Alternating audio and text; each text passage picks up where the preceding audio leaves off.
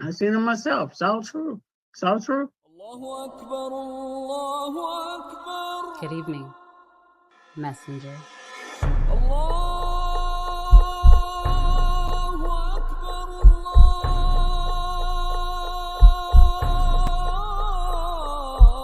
You convinced us that you were the last messenger.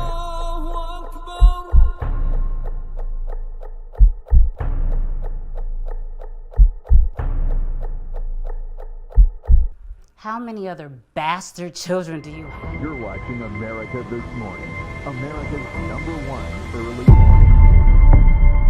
Time after time after time, we are watching murderers go free.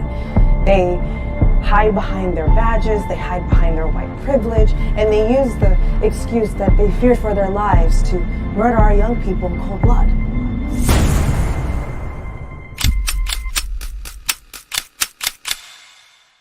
It's done.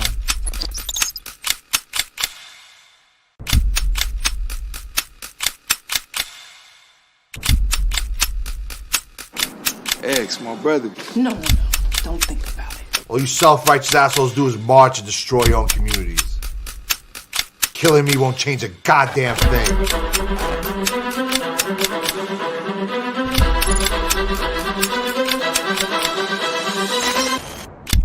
It's a lot different when it's a grown black man standing his ground.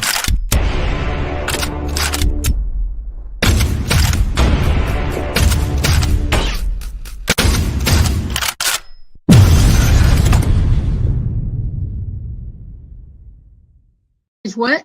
I said Malcolm alleged that some of Elijah's women were underage secretaries, and can you expound on that?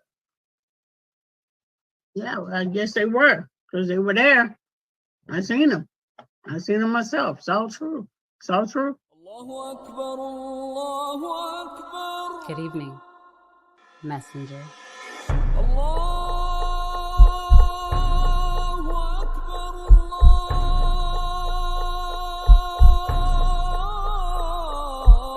You convinced us that you were the last messenger.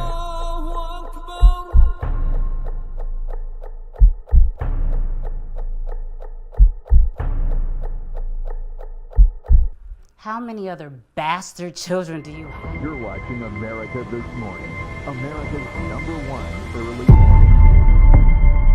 Time after time after time, we are watching murderers go free. They hide behind their badges, they hide behind their white privilege, and they use the excuse that they fear for their lives to murder our young people in cold blood.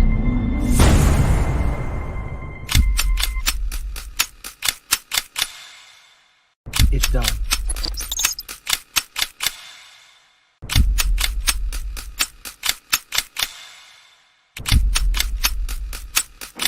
Ex, my brother. No, don't think about it. All you self-righteous assholes do is march and destroy your own communities.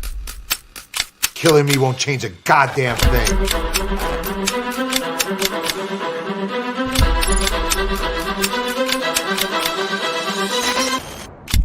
It's a lot different when it's a grown black man standing his ground.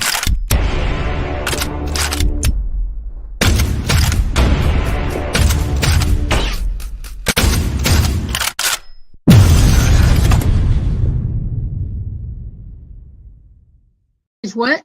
I said Malcolm alleged that some of Elijah's women were underage secretaries, and can you expound on that? Yeah, well, I guess they were, because they were there. I seen them. I seen them myself. It's all true. It's all true. Good evening, messenger.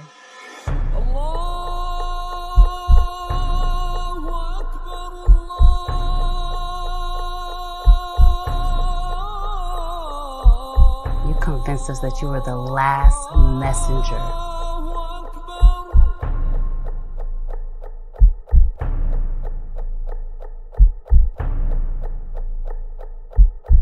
How many other bastard children do you have? You're watching America This Morning, America's #1 early. Time after time after time, we are watching murderers go free. They hide behind their badges, they hide behind their white privilege, and they use the excuse that they fear for their lives to murder our young people in cold blood.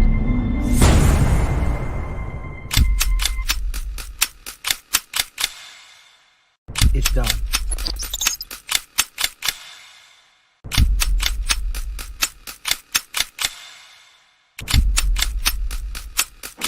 Ex, my brother. No. Don't think about it. All you self-righteous assholes do is march and destroy your own communities. Killing me won't change a goddamn thing.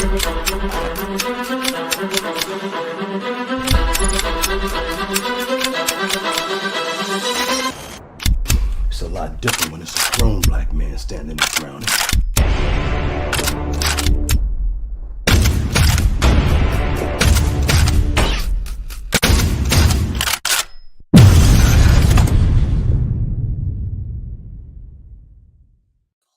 Barbershop conversation, guys. Welcome to the show.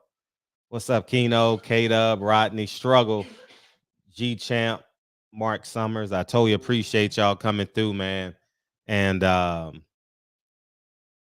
without further ado, the gentleman, Lincoln Curtis Gerald Hawthorne, ladies and gentlemen.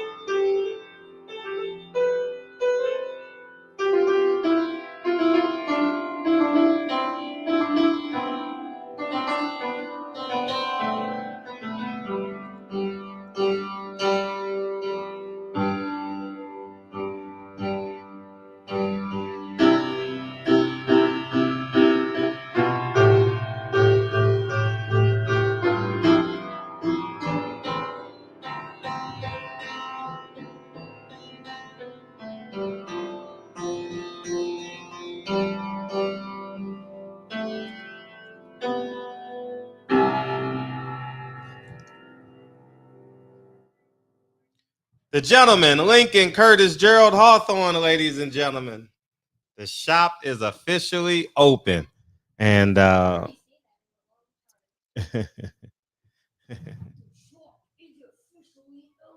appreciate you. Love you, dude.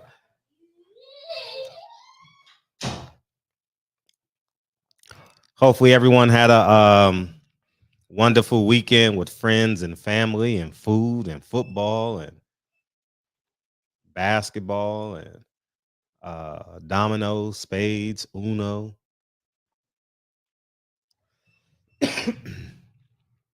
And a whole bunch of other stuff. Hopefully it went well, man. And let's see, where do we start before we get in about Regis Prograis? I didn't see the fight. But he stopped him in the 10th round and dominated until he did it, right? Congratulations to Regis Prograis, two-time 140-pound champion of the world. Well deserved. Way not to give up on yourself and become sluggish journeyman. You know, there are some fighters who lose their belts and just become complacent. So congratulations to him. And now it's real interesting at 140. That's the one belt that Bob Arum doesn't have. And that'll be interesting, right? Uh, so I'm definitely looking forward to that. What else we had going on? Michigan beat Ohio State. Tank Davis and Devin Haney is alive and well. Mr. Haney coined the phase of Tanksgiving, and he went to the community and gave away some money, which is beautiful. Um, yeah, I that's great. Although they're nowhere near fighting each other, um, it's good to see that they recognize that they respect each other enough to talk shit about each other. So which is great. Hopefully black media and black fans don't take this shit to the streets, because you're not getting paid and you're gonna look like the biggest fool. Why are you in jail? Oh man, someone talking shit about my favorite fighter. That sounds homo sapien-ish. What else? Uh just dropped Deontay Wilder. Deontay Wilder via Shelly Finkel wants to fight um Anthony Joshua. Before I talk about that, Dillian White won yesterday. I did see that fight. Dillian White looks like a journeyman. He looks like it's time for him to get beat. You know, I don't know who won that fight. I wasn't watching it from a scoring perspective, but they both had solid moments. The other guy, Franklin, was definitely the better boxer, the more skilled fighter, I thought. Dillian White, he looked like a fighter. He looked like a fighter. Um,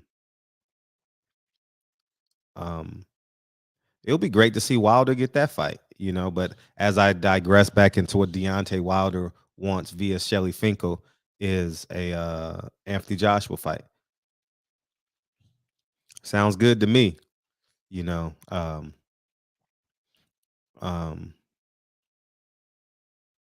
We'll see what happens, man. I don't trust Shelly Finkel.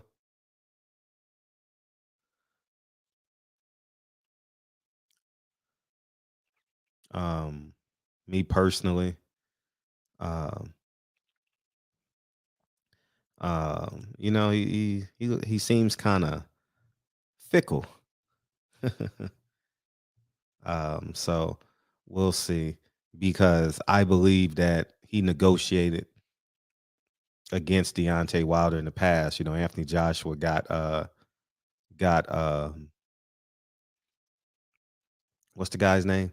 Vitaly Klitschko? No, not Vitaly. Is it Vitaly? The other one is Vito. Vitaly. Yeah, Vitaly. Yeah, he got Vitaly Klitschko. So I don't necessarily trust Shelly Finkel, you know, but we'll see what happens. I would love for Wilder and Anthony Joshua to get all that money. You know, that would be great for boxing. Again, that'll be another great fight. And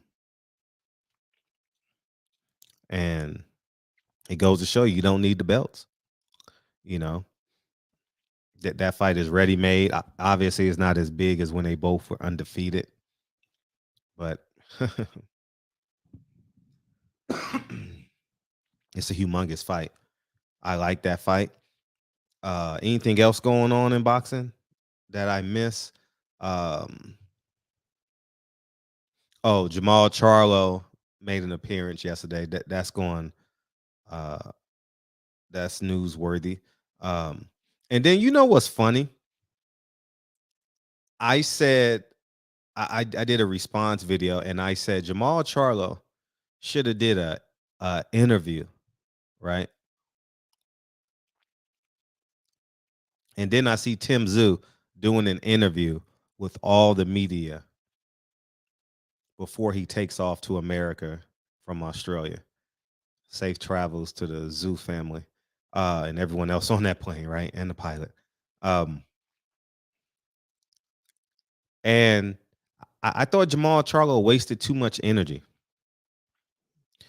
Too much energy.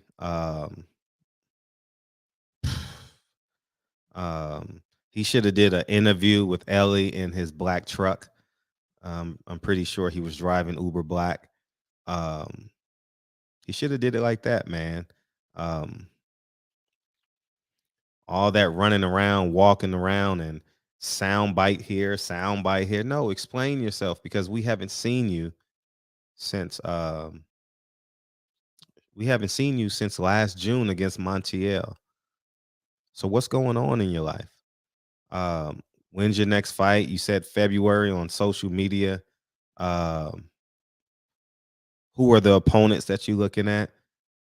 But and being emotionally charged in every response.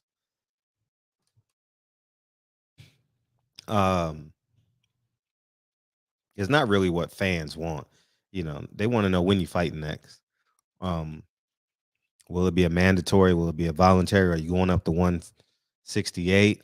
Do you believe you've gotten everything? I don't know. Whoever you asked him, but I thought he should have did that yesterday. I thought that did nothing for him long term.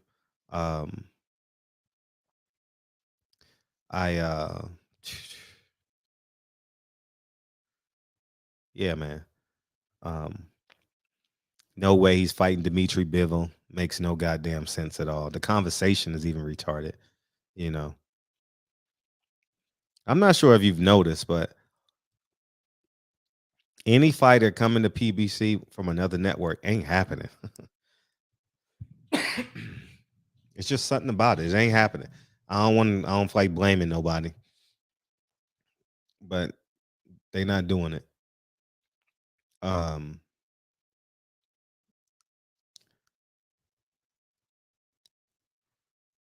What else? What else is going on? All right. Yeah, I think that's it. So we got all the news. So feel free to come in and chime in on anything you guys as it pertains to that. We got a good fight coming up December 17th. Frank Martin is fighting Ali. Definitely looking forward to that fight. I think Frank Martin is better. I think Frank Martin is going to win by unanimous decision. I think it'll be like a 7 rounds to 3 type of affair. Oh, no, excuse me. It's 12 rounds. 8-4. I think 8-4. I think Earl's done a good job with him, man. He just fought about 4 months ago in July, right? So I'm really happy that Earl is doing a good job with him.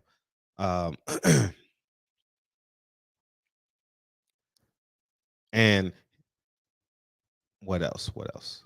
Earl Spence is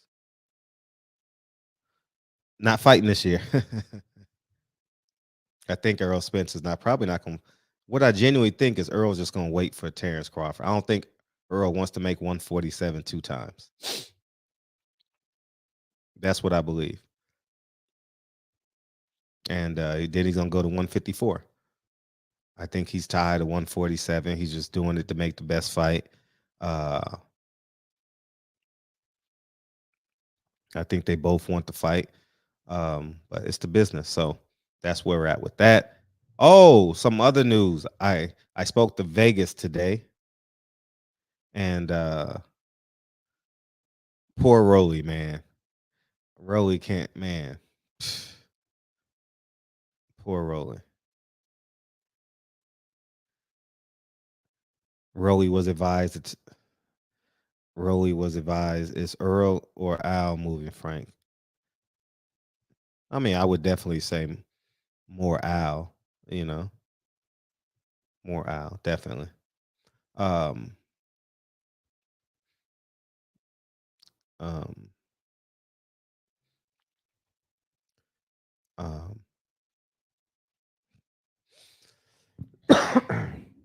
Rolly was advised to turn down a career high payday Oh my gosh.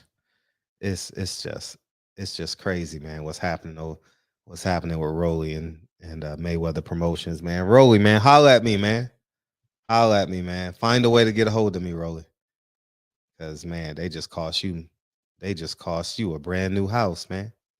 Brand new car, some gambling money, some checkers money. You know what I mean? Shit, man. What else?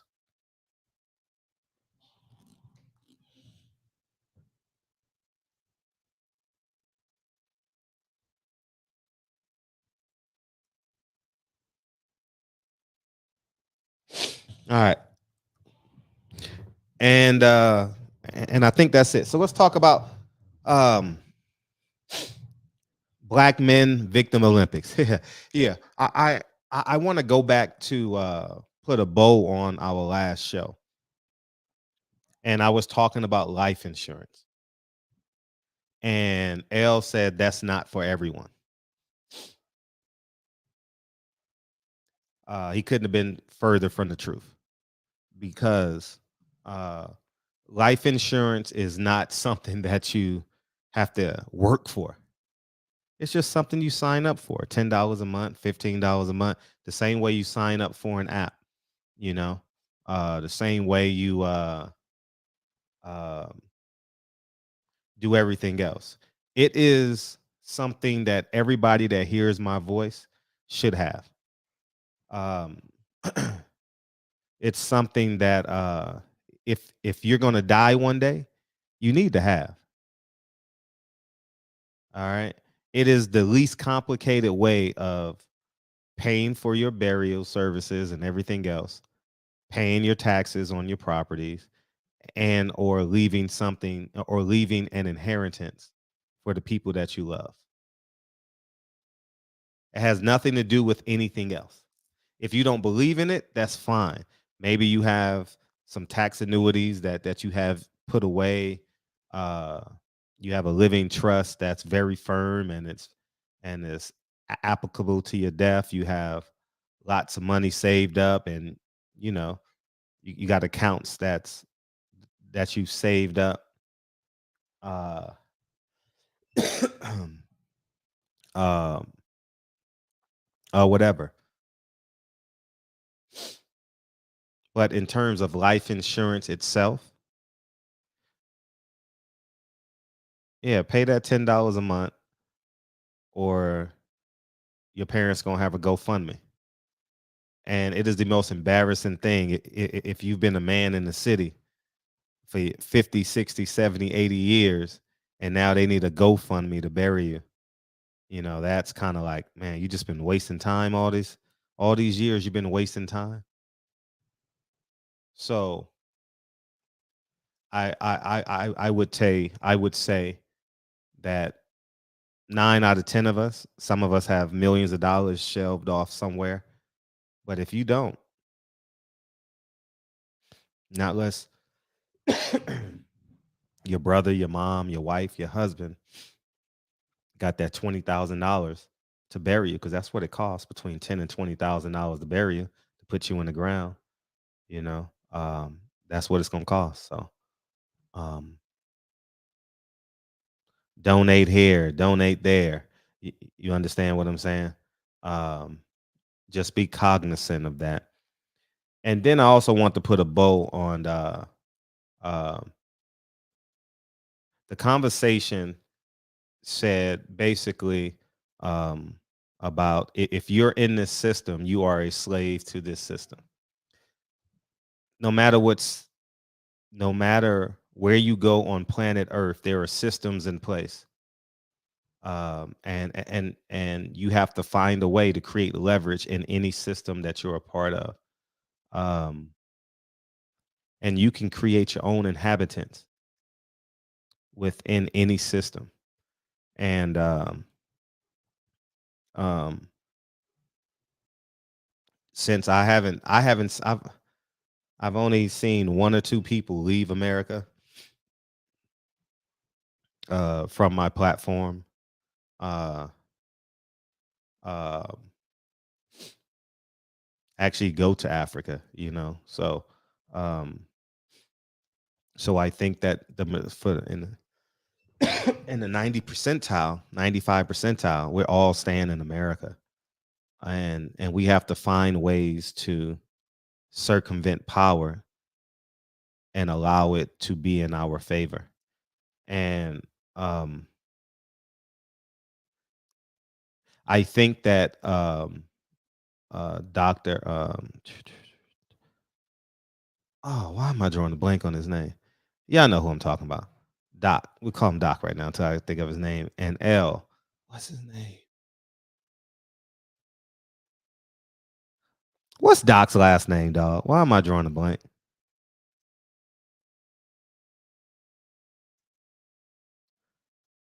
What's his? Why am I Fuller? Dr. Fuller. Dr. Fuller. Why am I drawing a blank on Dr. Fuller's name? When they said that, oh, the systems are in place to keep black men behind, right? And that's their argument, right? There's systems in place. Fuller, thank you, Jerry.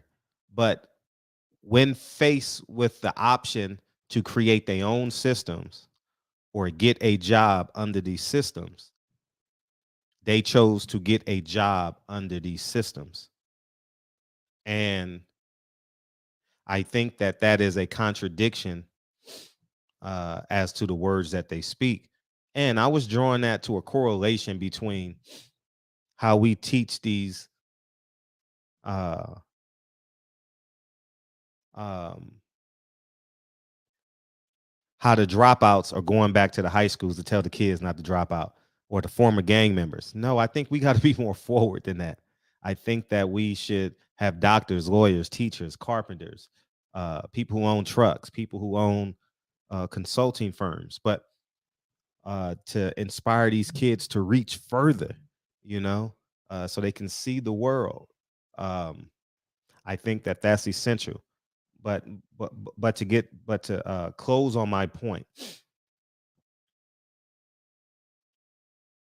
I think when I think when you have two people speaking against a system who willfully benefits from the system by choice, when they have the options to go create their own business, go create their own whatever they want to create, they have the options to do whatever they want, but choose to say, you know what, nah, it's too hard to create systems, or I'm not currently, as my life is set up right now, I'm not able to create systems to create power for myself within this system.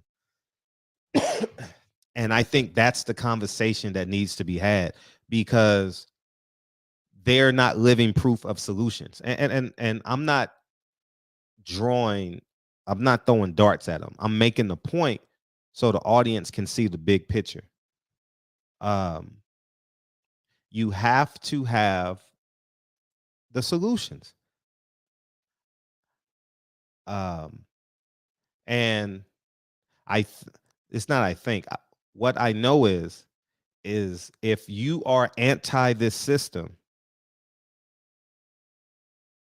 and you benefit from this system, you're lying. You are a living lie. And I think that we have to get back to the point where what are the solutions? And I think we've fallen in love with the narrative, with romancing the idea of a system. I think we've fallen in love with that narrative, and I think we've comfortable just staying in the realm of this narrative.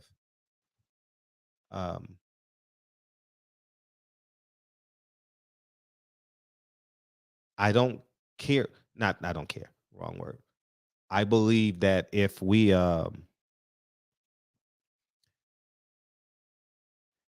want what is owed to us,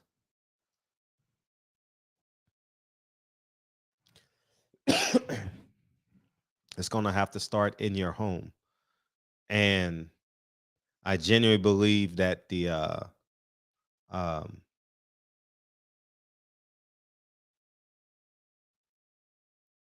it's going to have to come with the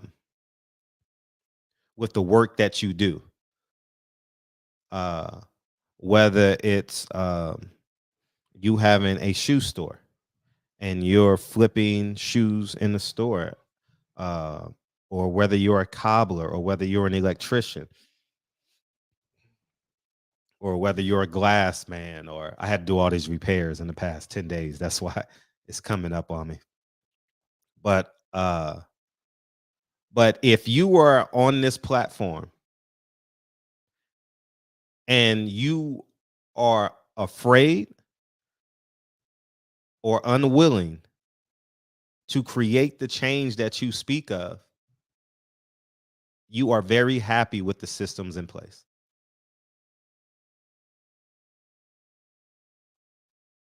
It's just a simple answer. And like I said, it's like the former gang members and the high school dropouts going back to the high school telling, don't drop out, finish school. No, I'm in school today. So that means I have no intentions on dropping out. What is life like after high school? Have you been to Australia? Do you have a master's degree? Do you have a trade? Are you married? Do you have kids? I want to know what life is like outside after high school. You know what I'm saying? And I think that that's the where we need to be, where we should be going. And then the third part, and I'll drop the link in a second. And the third part would be Jerry Jones, man. Jerry Jones went viral. And I knew what was going to happen with this Jerry Jones situation. And I don't want to waste no energy, even like on a personal level. I'm not having no conversations about Jerry Jones or nothing. But I told you, niggas would rather be entertained. And when you say it's just the Bloods and the Crips and the pimps and the hustlers and the pushers that are the problems in our community, this tells you no. This is a reminder that no, it's not.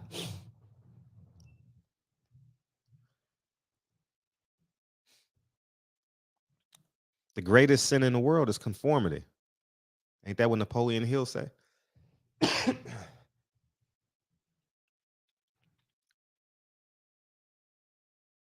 So I sat back and I laughed because I knew every black man was going to wash this under the rug and pretend it doesn't exist. It's a non-issue. I did hear Stephen A. Smith. I don't care, because this is the problem that we have. We have circumstantial integrity. You know what I mean? Shit, I'm a Cowboys fan. Shit, Jerry cool. Shit, Troy Aikman, my favorite quarterback all time. And this is why I don't believe people in 2022, 2023. I told you the pro-blacks, I don't give a fuck what pro-black group you support. It's not going to cross the finish line. Before it crosses the finish line, it will be infiltrated with money and jobs and power. It will not make it to the finish line. I don't believe in it. And men like Jerry Jones can do what they want because we don't have a sense of integrity. The players don't have a sense of integrity. The fans don't have a sense of integrity. And I sit back and I love the fact that everything I do is inclusive. Now, you understand? Especially like the last 5 years. I think that we are easily controlled, easily manipulated. And I believe the genesis of it is the family unit. If you can separate, if you can make the man and the woman compete against one another, it's just an amazing thing that men compete against women. It's an amazing thing that um, if it works in your household, you're gonna compare it to another household. Can you believe a husband and a wife is competing about who makes more money? No, who got more time today to take the kids to school, to pick them up, to do the homework, to do the dinner? Uh,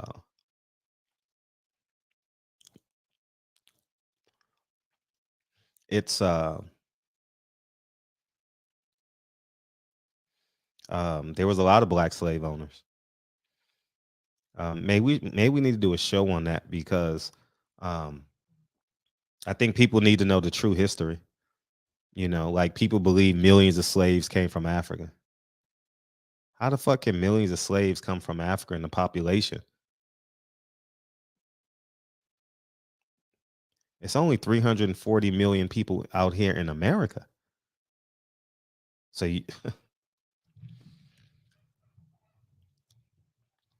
but we think the world is only 2,300. What's 2023? 2023 years old. So, go figure.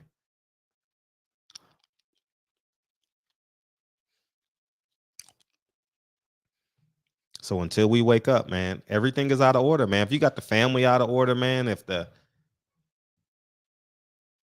they got you believing that the mom got to work 5 days a week, the dad got to work 5 days a week. No, mom probably only got to work 1 day. Shit, dad probably only got to work 2 days. Cut your expenses down. Instead of a 4,000 square foot home, get a 2,800 square foot home.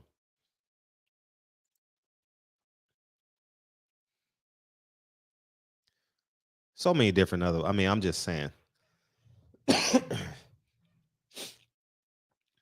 So many different ways, but I'm opening up these phone lines.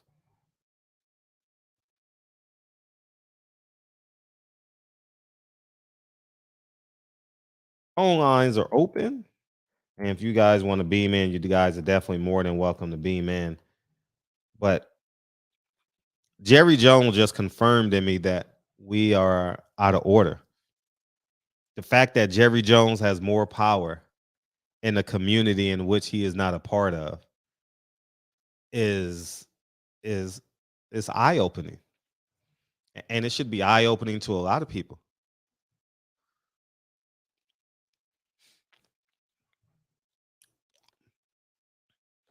Go ahead, Jerry. I'm not sure if you want to call in, but go ahead and call in if you want to. Um,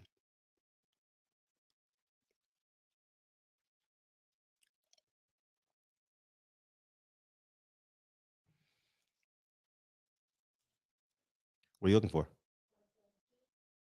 Oh, okay. Turn that fan off for me, bro. Off.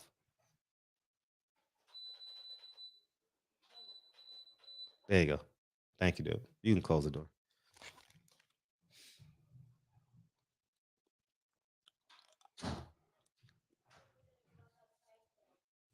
What? Your cousins came.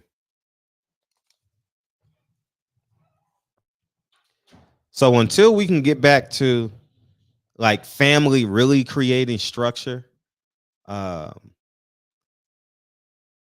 we're gonna have people control us from outside, and it starts with one in your family. You know what I mean? Like I really believe that Hawthorne's moving forward.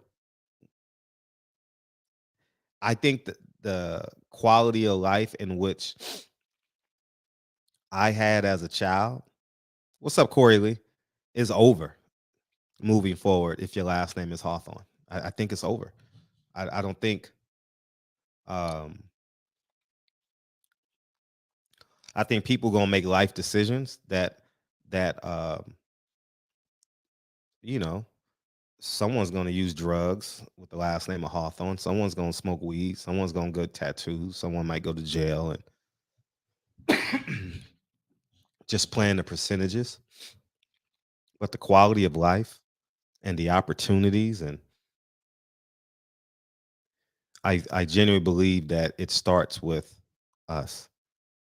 it starts with your house. What's more important? Living like you're Mr. and Mrs. Jones, or securing your family with love, integrity, fortifying your family with love, integrity, um, loyalty, respect, honor. Because when I look at that picture, I see a man, and albeit it was 1957, so America was different. And what I mean by different is it was legal for white people not to like black people, right? And so Jerry Jones is his father's son. And Jerry Jones was born and raised not to like black people. I don't know why we're acting like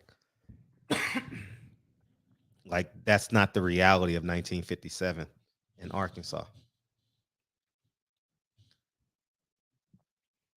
His father and mother raised him.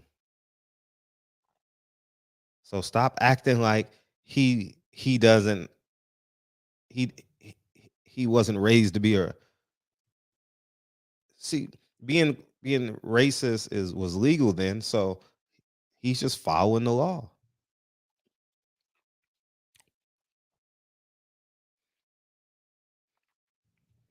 So now when you look at him years later, 60 years later, whatever, he's his father's son to me.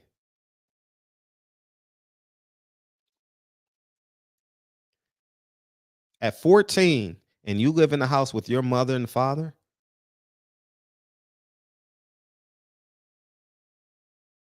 yeah, you're gonna have the characteristics of your mother and father embedded in you by 14 and 15 years old.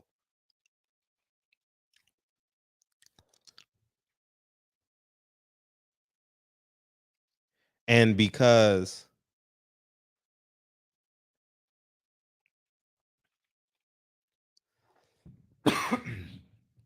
we don't desire to have power. Let's go through the Cowboys. Michael Irvin works for ESPN. I don't know what Emmitt Smith is doing. Who is Charles Haley? I don't know what he's doing. Deion Sanders works for Jackson State. I'm just thinking of the most notable guys. What do they own? That's as loud. That's as loud as their careers. Do you understand what I'm saying? They don't. Troy Aikman works for, he's a commentator. Any other real popular that I could think of?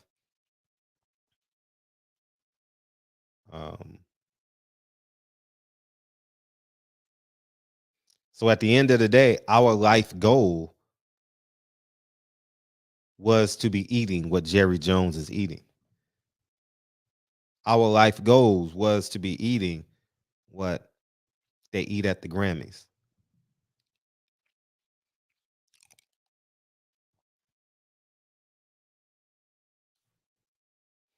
And until we understand that ownership is more important than 60 hours a week and getting a perfect attendance award, we're going to get the fake outrage. Because this outrage that we have is fake. It's phony.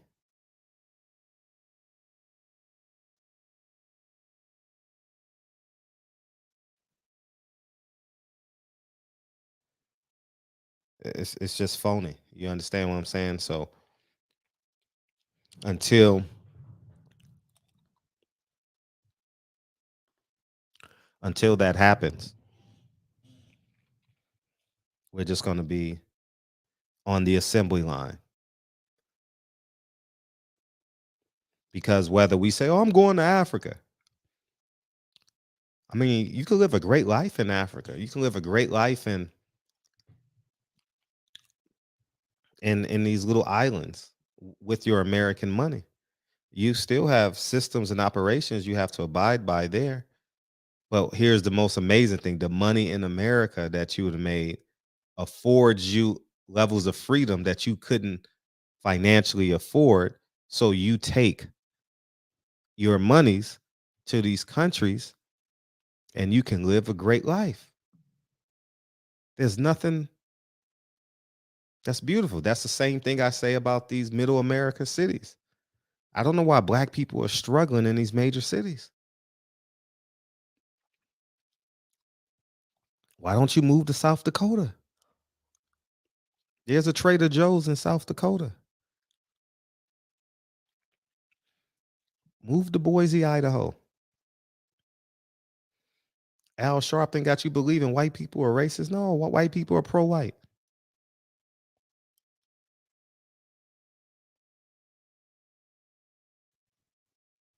They believe that their race is superior. Same thing with Black people. Oh man, Black woman's God. The Black man is God. That's the same thing.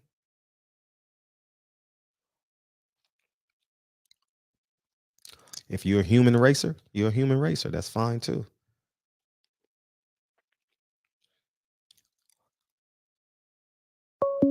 Tribalism is real. Hey, what's up, Jerry? I ain't heard from you in a minute. How was your holidays? Hold on, let me turn it down. Mhm. What's happening, man? How you feel? Feeling pretty good. How was your Thanksgiving? It was fine. Family was great. We had a lot of people over. Right. Mike Fuller, you're going to love this. He does a lot of harm when he talks that shit that he talks when he's like, oh, Black people are so oppressed and it's systematic. And he just goes on and on. I heard him say a few weeks ago that it's as bad now as it's ever been, which is an absolute ludicrous statement. And he, in my estimation, does way more harm than good to install a mindset amongst Black folks that they're defeated as soon as their boots hit the ground, that there's this organized effort by white people to collectively keep them down. And I always ask, and I've asked Fuller, and he didn't come up with anything, which is the norm. I say, what is the benefit for white people, for Black folks, Americans, which I would prefer to just use that term because that's another subject I want to move on to in a minute. But what's the benefit? What's the benefit for white folks? There's no benefit in it. If you could tell me something that what is beneficial, I still don't believe in it because we're just not that organized. There's no collective effort. There was back during segregation, of course, it can't be denied. Black folks weren't allowed a lot of opportunity, and we all know the history hasn't been that way for a long, long time. And when I ask, okay, tell me 3 examples of systemic oppression. If it's as big as what you claim it is, give me 3 examples. And remember, systemic meaning into the system, meaning laws, essentially. Laws that are in the system that illustrate that. Never do I hear anything. The most anyone comes up with is some old bullshit antiquated bank lending laws from the 70s that really had more to do with people not being qualified to buy houses than it did anything racial. And it would, if I would pay, if Mike Fuller could go out one day and be white, and he would be severely underwhelmed at, like he tells me. So you've heard him tell me, you walk out the door with equity, man, bullshit. He probably thinks that I can go to a bank and get a loan with tore up credit, no equity, no collateral. because I'm white, they'll just give me the loan. Now, come on, man. He does more harm than good by selling that propaganda, because it's just not true. It's good. The Eagles up 30-40. I'm gonna let Mike Fuller speak for himself. I do believe that there is matter of fact, I'll come back around and answer the question because we got people that want to chime in on the combo. Go ahead, Real Deal. I got you next. Can you hear me, sir? Very well. Once again, happy holidays. Hope you and your family, the fam bam. Likewise. Hope you and but when it comes to this situation, I never had a defeatist mindset growing up. And boy, you talk about older black folks hated my guts. Like, we talking about a death stare. Due to the fact that, one, I feel like, well, I told one dude when I was like 14 that a lot of us don't even understand the contracts that we read and we sign. So when I really try to tell them that if it is systemic, then the systemic comes from that paperwork that you're not reading, or you're not getting any type of legal standing. Because it seems like everything that we say is systemic, like black folks is for rent control, but don't understand that rent control makes the land values high, hence making the houses high. Hence, they black ass can't be able to build on really anything. But when it comes from situations that I feel that happens with the topic at hand with Jerry, I'm not necessarily surprised, but it's kind of sad that we don't even come up with an actual solution to combat anything. Like you mentioned, Fred, earlier, and I'll pass the mic, that most of these motherfuckers is just happy. They talk that shit, you know, they watch CNN, they eat their food, you know, it's a good, happy, I don't know, to them it's a good, happy standing where, yes, we was oppressed and da-da-da-da-da-da-da, but no actual solution, man. You know, you tell black men, can we be able to get in the police force? And one person told me that, well, the police, they're going to check their coons. They know who their coons are. I'm like, Jesus Christ, if we're going to use the scenario of using 350 to 400 police murders that happen when it comes to black men and black people every single year, then, well, hell, we can curve it. I'm telling you, man, a lot of dudes just want to sit back and just watch the show. But I'm done. All right, thank you. We got Birdman coming in. Go ahead, Birdman. Hey, what's up, Fred? Hey, what's up? What's up, everybody? I'm gonna disagree with Jerry what he said earlier on what does white people have that he said something about that we don't want anything. Maybe I'm wording them wrong, but the thing I'm trying to say is, like, the majority of white people have a head start, regardless if you got money or not. You had a head start. The thing about it is, we still want what we're owed, regardless if we're successful or not. We should still get stuff to make it to be even, be on a level playing field, regardless of however long it was. And whether you got money or not, it could be taken away just like that, snap of a finger. Well, Fred, the reparations thing is a different combo. We've had that conversation before. You know how I feel about that. I agree. There's a debt owed, clearly. It's complicated in regards to how exactly could it be paid back. But, yeah, that's... But again, I don't hear anyone telling me 3 systemic things that are baked into society, meaning laws.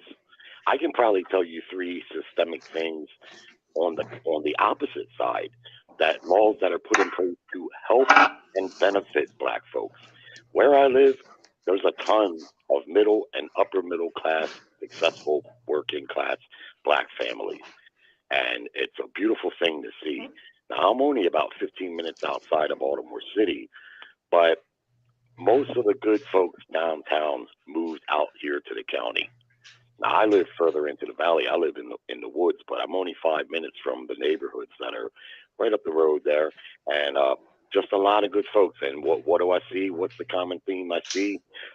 Two parents in the household. That's very common. I see, I stop by and talk with some of these guys. I see it at 7-Eleven on the regular. Good folks, man. They're out there cutting their grass on Sunday with his young sons and stuff, just like I am. But one thing, there are two parents in the household, and both parents are working because I did hear what you said earlier. I mean, in today's society, most households take two incomes unless someone's really, really doing well, right? But like my wife and I, we both work. We've always worked, and I own my own business. And she's been at her job 35 plus years, but still, to pay the mortgage and the car payments and everything, got two incomes. But, whether you're black or you're white, you're not going to be successful if you don't try, period, end of story. The people that are out there trying to do the right thing, black, white, Hispanic, and otherwise, they're doing pretty good. Everybody's not going to be rich. That doesn't mean that a person can't do things to try to elevate themselves, certainly, and to encourage people to do that is a good thing. But everybody's not going to be that way. It's never been that way in the history of civilization, any civilization. There's always a hierarchy, and there's several different levels of wealth in between the super rich and in the upper middle class, and everybody is not going to be successful. In my own family, I got a huge white family, and about 30 or 40% of my family are successes, and some of them got good money. They made small fortunes, but the rest of them are not so much, and about 30% of them, 30 to 40%, in and out of jail, on and off drugs. Same shit. I mean, you could go to any family, white, black, any family, and you see the same dynamic. And that's why, it's good to encourage people to try to do well, but I don't spend a whole lot of time, because if you're dealing with an adult that is all fucked up in his game, and he's an adult, clearly of adult age, that they got to take responsibility for that, man. I might encourage them a little bit, but I hear you guys on here talking all the time about our race, and it seems like you guys are segregating yourself to a degree, and that's something that the civil rights movement said. It kind of taught everybody that segregation doesn't work, especially here in the States where we got this multicultural thing. But black folks seem to be very willing to segregate themselves as if their problems aren't American problems, but they are American problems. Your forefathers paid a heavy price for the black Americans that are here right now. And to me, I view it as American problems, because what black people do affect white people and vice versa. We all live here together. So I don't understand when I keep continually hearing, what is it, like Michael Fuller last time he was on phone, he basically was telling me I don't have the right to speak freely about what he calls black people problems. But I told him I consider them American problems. Got to stop with the segregation. Hey, Jerry, can I ask you, how is black people problems? It's an American problem, right? But what have they did to solve the black problem or to help the black problem? They haven't did anything. They've helped everybody else but the black people. Right in there lies the problem. When you have a problem and you blame somebody else for not solving it for you. You see what I mean? But who caused the problem, though? You can't be your age and not know that there's problems with the American government and black people. They've helped everybody else. What was that thing they did in San Francisco where explicitly, if you're transgender, how is it? If you're transgender in San Francisco, what are they offering you? What now? $1,800 a month? If you're what? Transgender in San Francisco. I don't know what they do in California. California is a turbo liberal state, and I don't coincide with none of their politics. It's a ridiculous. Okay, so but how do you know black problems and American problems if you can't keep up with like stuff that involves black people and other cultures in America? Social problems. You're changing the argument. You're changing the talk. I'm not. What I'm trying to say is they help everybody else but black people. Gender people. That ain't got No, shit. you missing the point. The point is, how do you skip over black problems and help black people help solve the problems that America helped start without having a solution? You write laws, but the laws don't really apply to us. They apply and help other races, but they don't officially help our race. If you're a black person or a black child, you're treated as an adult, as if a white kid or any other race, light complected kid was to get in trouble. They're children. But when it comes to black kids, they're adults. Right there tells me I really can't converse with you about it because you have these preconceived notions. The first thing you do to look for a problem is to blame the problem on someone else. I'm not Jerry. Yeah, I'll let you talk a long time, but let me talk now. My thing is this right here. You can't. Jerry, I agree with Michael. I agree with Michael Fuller on some stuff. On some stuff, I mean, it's good to listen as another race to listening on topics dealing with black people, but when you say you don't see stuff and that it's every day in the news or on YouTube every day, then there is a problem. And some stuff you can't speak on because you don't see what we see. I don't agree with Michael Fuller a lot of the times, but he does make tons of points, and I agree with him. Like some stuff white people just can't speak on because they're going to ignore it and look over it. It's not making excuses. It's like talking about being fed. You never leave anything out. You speak on white matters as if you know firsthand. So when I speak on these matters, I'm just giving an opinion. Hey, how many times have white people been reclassified? It's no different than when you speak. I asked you, Jerry, I asked you a question. How many times have white people been reclassified? How easy would it be for me to say, well, you're not white and you don't know, you don't understand. And that's the end of the argument.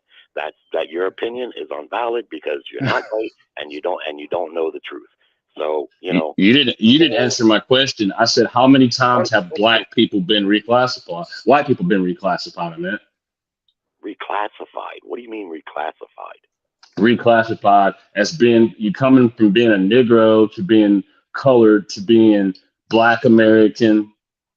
Why would you reclassify people? Well, I don't know that it's ever formally been done one time, but actually it has been done 9 times. Black people say they were offended by this characterization or that characterization, so it's been changed. And there's been times in my life I don't know what to call a black person. I just say black person or black folks. Just call them by their name, sir, or people. Well, who cares what color they are when you're talking? If we're talking about a group of people and I don't know your name like we do here, well, I say black folks, and just like I say white folks. Well, see, I wasn't raised that way, and I was raised in the South. If you don't know a person's name, you said that man or that woman. You don't call them colored. Yeah, colored is offensive. What if we're talking about a group of people? Yeah, would you say it again? That you can't refer to white people as white people or black people as black people. I mean, is that where we're at? Those aren't where the problems lie, man. The problems lie deeper than that. And the first solution to the problem is to accept the fact that it's up to you to solve the problem. It's not up to someone else to solve the problems. There's 300 plus homicides in the city that I live in, exclusively black on black, and there won't be a white man around nowhere. But yet these homicides, they continue more and more and more. Now, you might call that a black problem. I call it an American problem. And there are people that try to help, but you can't take malice out of someone's heart. If they're going to do something like that, they're likely going to do it. And what can you do? What can you do about that? It's not like all white people are good either. You talk about cops killing black folks, they kill more white folks. More white folks. It's like it's several times more. But that the problems start with individuals. That's my personal belief. Whatever your race, whatever your color, it's up to you to do better. Others can encourage you, and they can tell you, like I said, there's tons of white fuck-ups all over the fucking country. Tons of poor white people, tons that are on meth and all whacked out and fucked up. And what can you do? The key difference is the violence isn't oftentimes there. You go to Well, the violence is what they call it. You reap what you sow. America was built on violence. Where did the violence come from?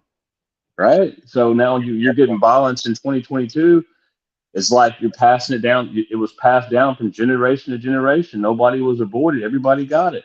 So, but we got the violence from who? Where was the violence? Where did the violence come from, though?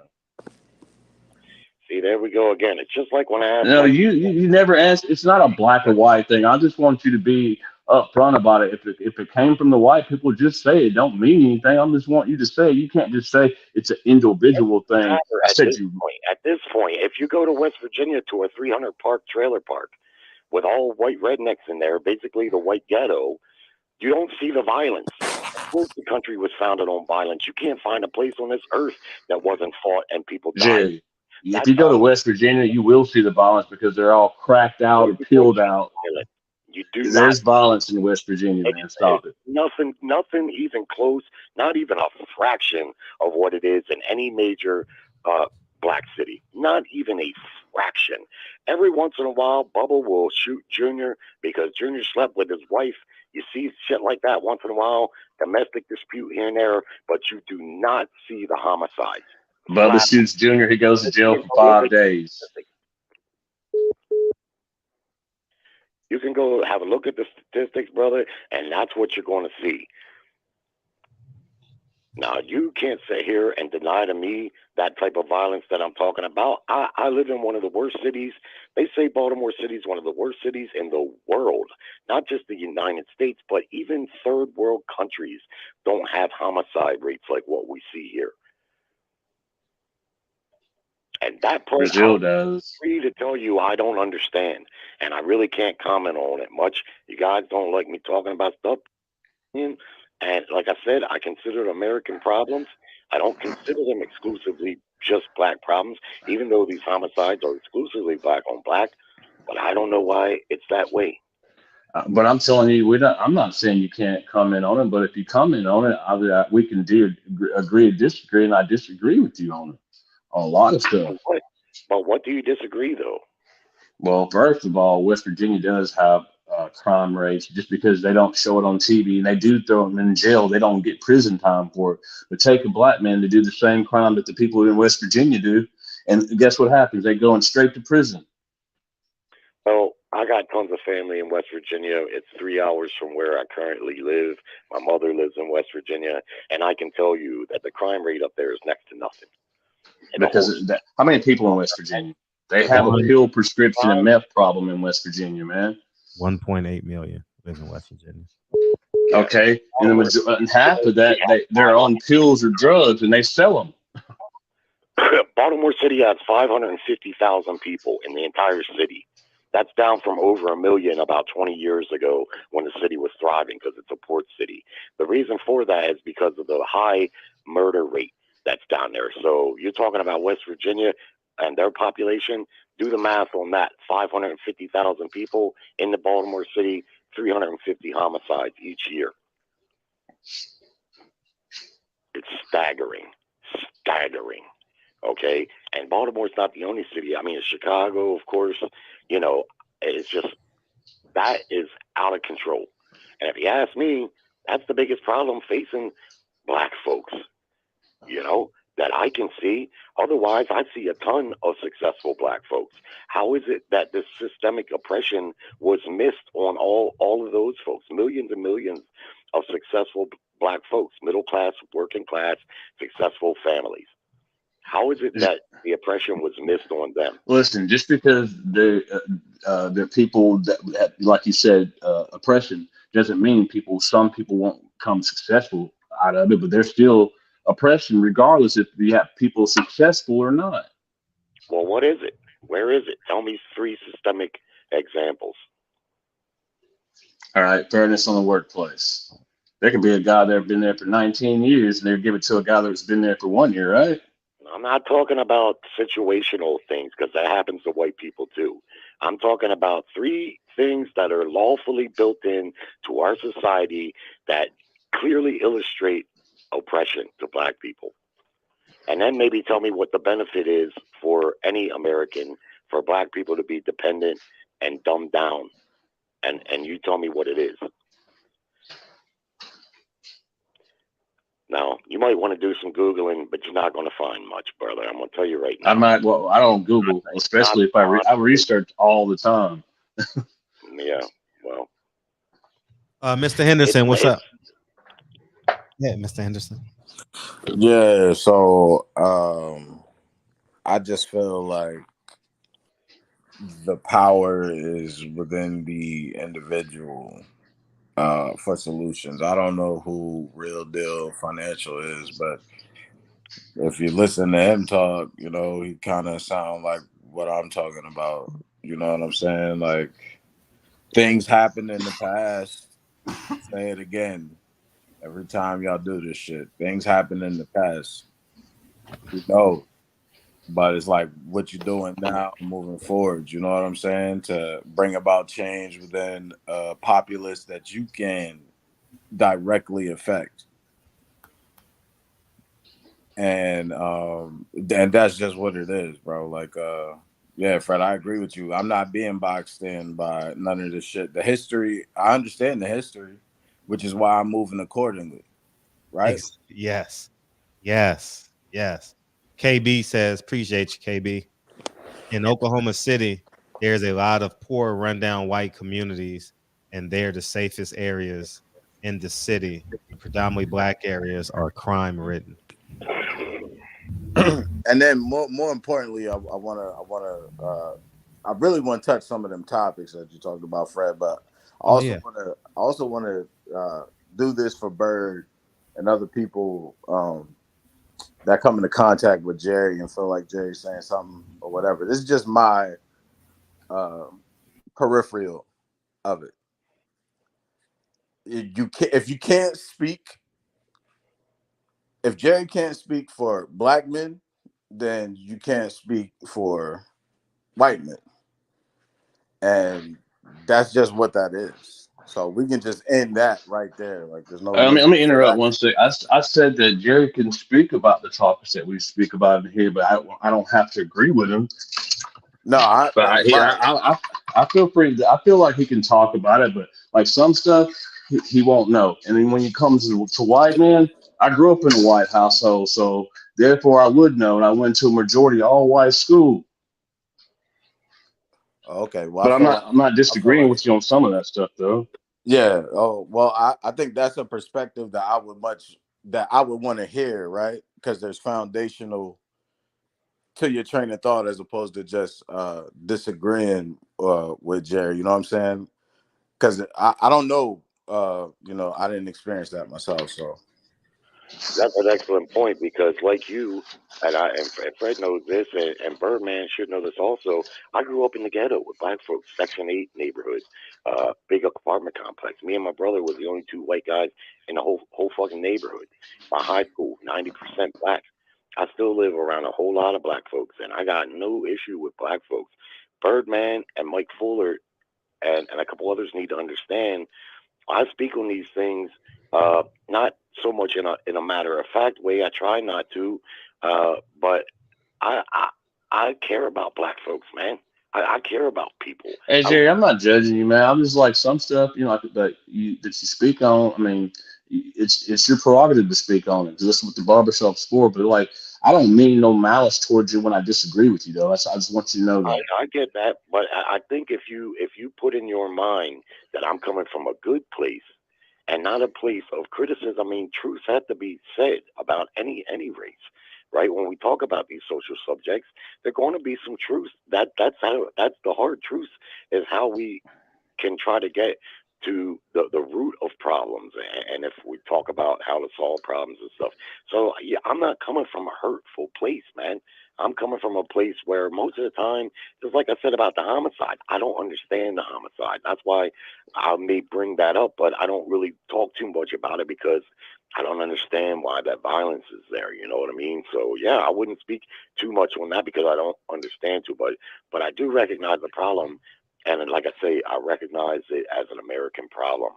Black folks, millions of black folks here in the States, and last I checked, they don't live on an island isolated to themselves. We all live together, we work together, we school together. And so the problems that affect black people are everyone's problems, in my estimation.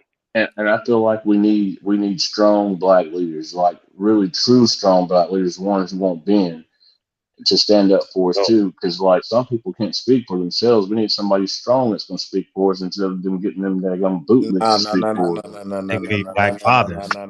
Exactly, Fred. Like if people are looking like Bert, you just said we need strong black leaders. Well, that could be you. I mean, that's me in my community. That's me in my household. That's me. I agree. That's me to the kids that I come in contact with that play on my girls' basketball team. You know, I just sponsored them. So like that's me. That's me. And that's what everybody needs to understand. That's what makes me sick about some of these conversations that be like coming here. You know what I'm saying? Like there is no person that's gonna come unified. You just gotta unify the ones you come across and play your part. That's it. Right. We got someone else waiting to be, man. Courtney. Let me make sure this is a real person. Go ahead, Courtney. Yo, what up, Fred? Hey, what's up? And then we'll go back around real deal. Now, what's up, man? Nothing much, man. Been watching for a long time. I think the last show I heard Michael Fuller and a few other guys still talking about they in between jobs, and if I ain't mistaken, they like easy 55, 50 and shit. It sounds like they speak like that black empowerment and they know everything that we need to do and don't have a solution, but they haven't took that chance, man. And I own my own company. Mm-hmm. And it seemed like they still dealing with the feelings and jitters that I was going through when I started my own company. I'm only 32 and I'm making mid six figures. So it's like I kind of like don't like to hear them talk about what we need to do and the white man holding us back or this, that, and the other. And to be completely honest, like I don't know. Like there's a lot of white people that helped that gave me the heads up. Like when I started my own company, I was working for a big company that was going out of business. They were like, Court, we want you to work for us. But I was like, nah, I really like my customer base. I built the customer base and the market. So forth on, they pretty much told me like, all right, well, if anybody can start their own company, it's you. So I had the support of like certain people high up and the support of my family that gave me that push. I was stressed the hell out for about a month or two, but now I'm doing just good on my own, 100% completely. Yeah, so, I genuinely believe successful people wants other people to be successful, and I think that people who have like a liberal or a pro-black type of ideology, I think how people who run businesses and take risks all day, they speak with a different vigor. They speak with a different absoluteness. From a non-hopeful perspective as opposed to a realist perspective. And I think that there is like a communication lapse between the two because I think people who are fearful to start their own businesses and sustain them through hard times, they don't like the language of people who say, no, just do it. Exactly. Just bet the $500. Take the $500 hit. Yep. It's gonna pay off for them. But what about? Nah, this ain't no Michael Jackson song. You know what I mean? So yeah, that's my mentality. I took a lot of money from my own savings. I save a lot. Everybody always say, why you saving? I just say rainy day just because I don't, like, why you don't spend money, buy clothes, I buy uniforms, that type of shit, man. It's like, nah, but now it's all worth it when I can go in my savings, take 30,000 and put it towards myself and make it back. Right. You know, it feel good. So No, I you're just right. don't. Shout out to Courtney. Oh, Shout thanks, out, brother. shout out to I'm still Courtney. putting money in mine. I ain't got nothing Shout back out to yet. Courtney. So yeah. And Michael Fuller, a long time ago, real quick, couple. He's not here. He's not here. Oh, I just imagine he's listening, right? Or Oh. he'll hear the playback. I told you the you know what I mean? You can learn something from the young cats. He just came in here and dropped some fucking gems, man. We learn from the history and we move accordingly. Yeah, I think that's part of the problem too. And I see y'all think I be bullshit, but I don't really have conversations about like hotep this, hotep that in my real life. I'm very an absolutist. Like I'm very much like, okay, let's do it. If it's not let's do it, then come back when you're ready.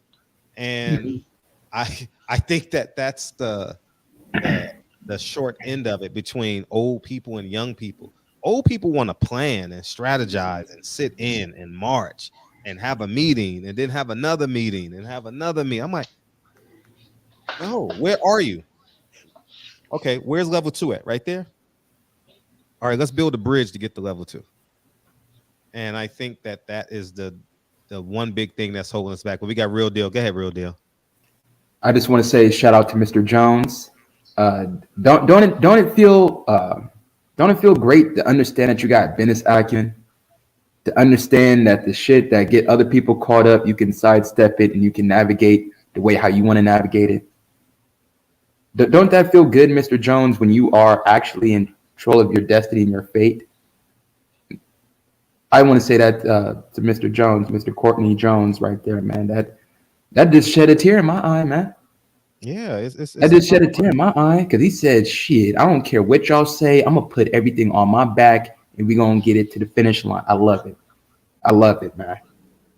Because boy, I know I'm long with it, but when I was in high school and I told everybody that I wanted to start my business, and they looked at me like, "Oh, come on, man." Mind you, these were the ones that wanted to go pro, didn't have a chance to even do nothing. To now, you know, I'm a realtor, I have my own house, investment properties, and I'm able to say that, you know, I outdid the people in my group.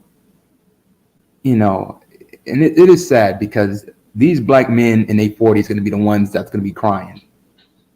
People in my high school that didn't know what business acumen is, don't know you can be able to sell products online if you're so subconscious when it comes to, well, they're not going to buy from black. Shit. Create your own online store and pretty much put a white person, if that's the case, if you're that sensitive on the scenario. But I just want to say shout out to Mr. Jones. You didn't let nobody in the circle that was telling you elsewise get in your head. But I'm done. Right. And I want to add about sacrifice, because your sacrifices are not visible to the world. All during COVID, people was like, "Oh, Fred, you scared to go to fights now. You this, you that." In my mind, I'm like, no, I have to make sacrifices because I know what I'm planning to do. And 2, I didn't want my mind to go on vacation. So I didn't go to fights. I love how my family was elevating, right? And now that we're outside of COVID, you guys can see the reason why I didn't go to fights is because that $2,000 that I could have put in fights, I needed to put that shit in my movies. I needed to put that shit. Y'all saw me build a house during COVID. You saw me add a unit to one of my apartment buildings. And I got another house that we're finishing up right now. So, and I did all this in a 2-year span. And so I want people to understand they're gonna offend you. Oh, nigga, you don't want that, man. Oh, man, go ahead and get the Gucci's, man. Fuck those $10 slippers, man. Get the $400 Gucci's. No, I don't want the Gucci's. No, I don't want to go to fights. Let the outside noise believe what they want to believe. Because I was sitting in this chair. I'm like, dog, y'all have no idea what I'm doing. Y'all have no idea what the goals that I have in my head that I'm trying to fulfill in these 2 years. The government was giving away money. The stock market was giving away money. Equity was an all-time high in property. I need to focus. Fuck these fights. Fuck this. Everything else. Fred trying to be wealthy. And because of these 2 years in COVID, Lincoln and Kennedy are literally set forever. Because I didn't go to fights that Thursday, Friday, Saturday, come back Sunday. I didn't want to party for 3 days. That's all. I mean, that's pretty much what when you go to fights, you go to party, converse, hang out. I couldn't handle that. So Courtney, Dana, they're gonna laugh at you while you're making these sacrifices. And Birdman and Mr. Henderson and Jerry, they're gonna laugh at you. But once your goals are fulfilled, and you can look back and be like, I'm glad I made that sacrifice. Hey, Fred, I'm making a sacrifice now. I took a second job that I didn't need, so I can kind of do what Corey did when he said he took when he wants to take $30,000 out of the bank and bet on himself. That's what that second job. All that money is going to savings, so I can do that. Right. And this is why. And congratulations to everyone that has lost weight and are paying attention to what they look like physically and adding more energy to their life. Because in 2023, we got to buy an asset. Like, we all accountable for buying it. And I want you to come on here and brag for 30 minutes about you buying an asset, because I think it's important in the long end of it. Because I said, once you own something, it changes everything. Once you own a house, once you've sold a stock, once you've sold an annuity, once you've sold a property, once you've done something to add value, to add real value to your life, it changes everything. And I think like that is our 2023 goal. And I think it's a beautiful thing when we're adding assets to our life. And I think that's the new cool, adding assets, Go ahead, Jerry. You biting at the bit. Oh, nah, I just clear my throat. I'm getting over a cold. I 16 years ago borrowed $20,000 on my house equity to buy my business, landscape business that a girl my wife worked with, husband had. And was I nervous? Yeah. Oh shit, yeah, I was nervous.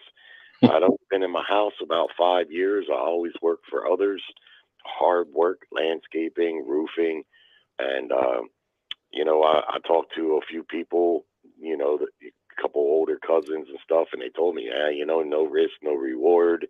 If you're going to do it now. Don't try to get older and start the business, But yeah, I was nervous as hell, man, because I was, like I said, I wasn't even really used to paying a mortgage. And yes, when you buy a house, your level of wealth changes. Of course it does.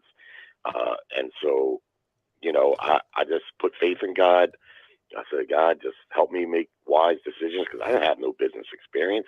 Yeah, I knew how to landscape, but I didn't have no experience, business experience. So it was scary, but it took a lot of faith in God and just making sound decisions, common sense decisions, and hard work, of course, because nothing's going to substitute hard work. And that's what I mean when I'm talking about, and you brothers here on the panel tonight, I like hearing what I'm hearing, because what I'm hearing is a more of a personal responsibility thing, not an effort to blame or to put obstacles in your own way.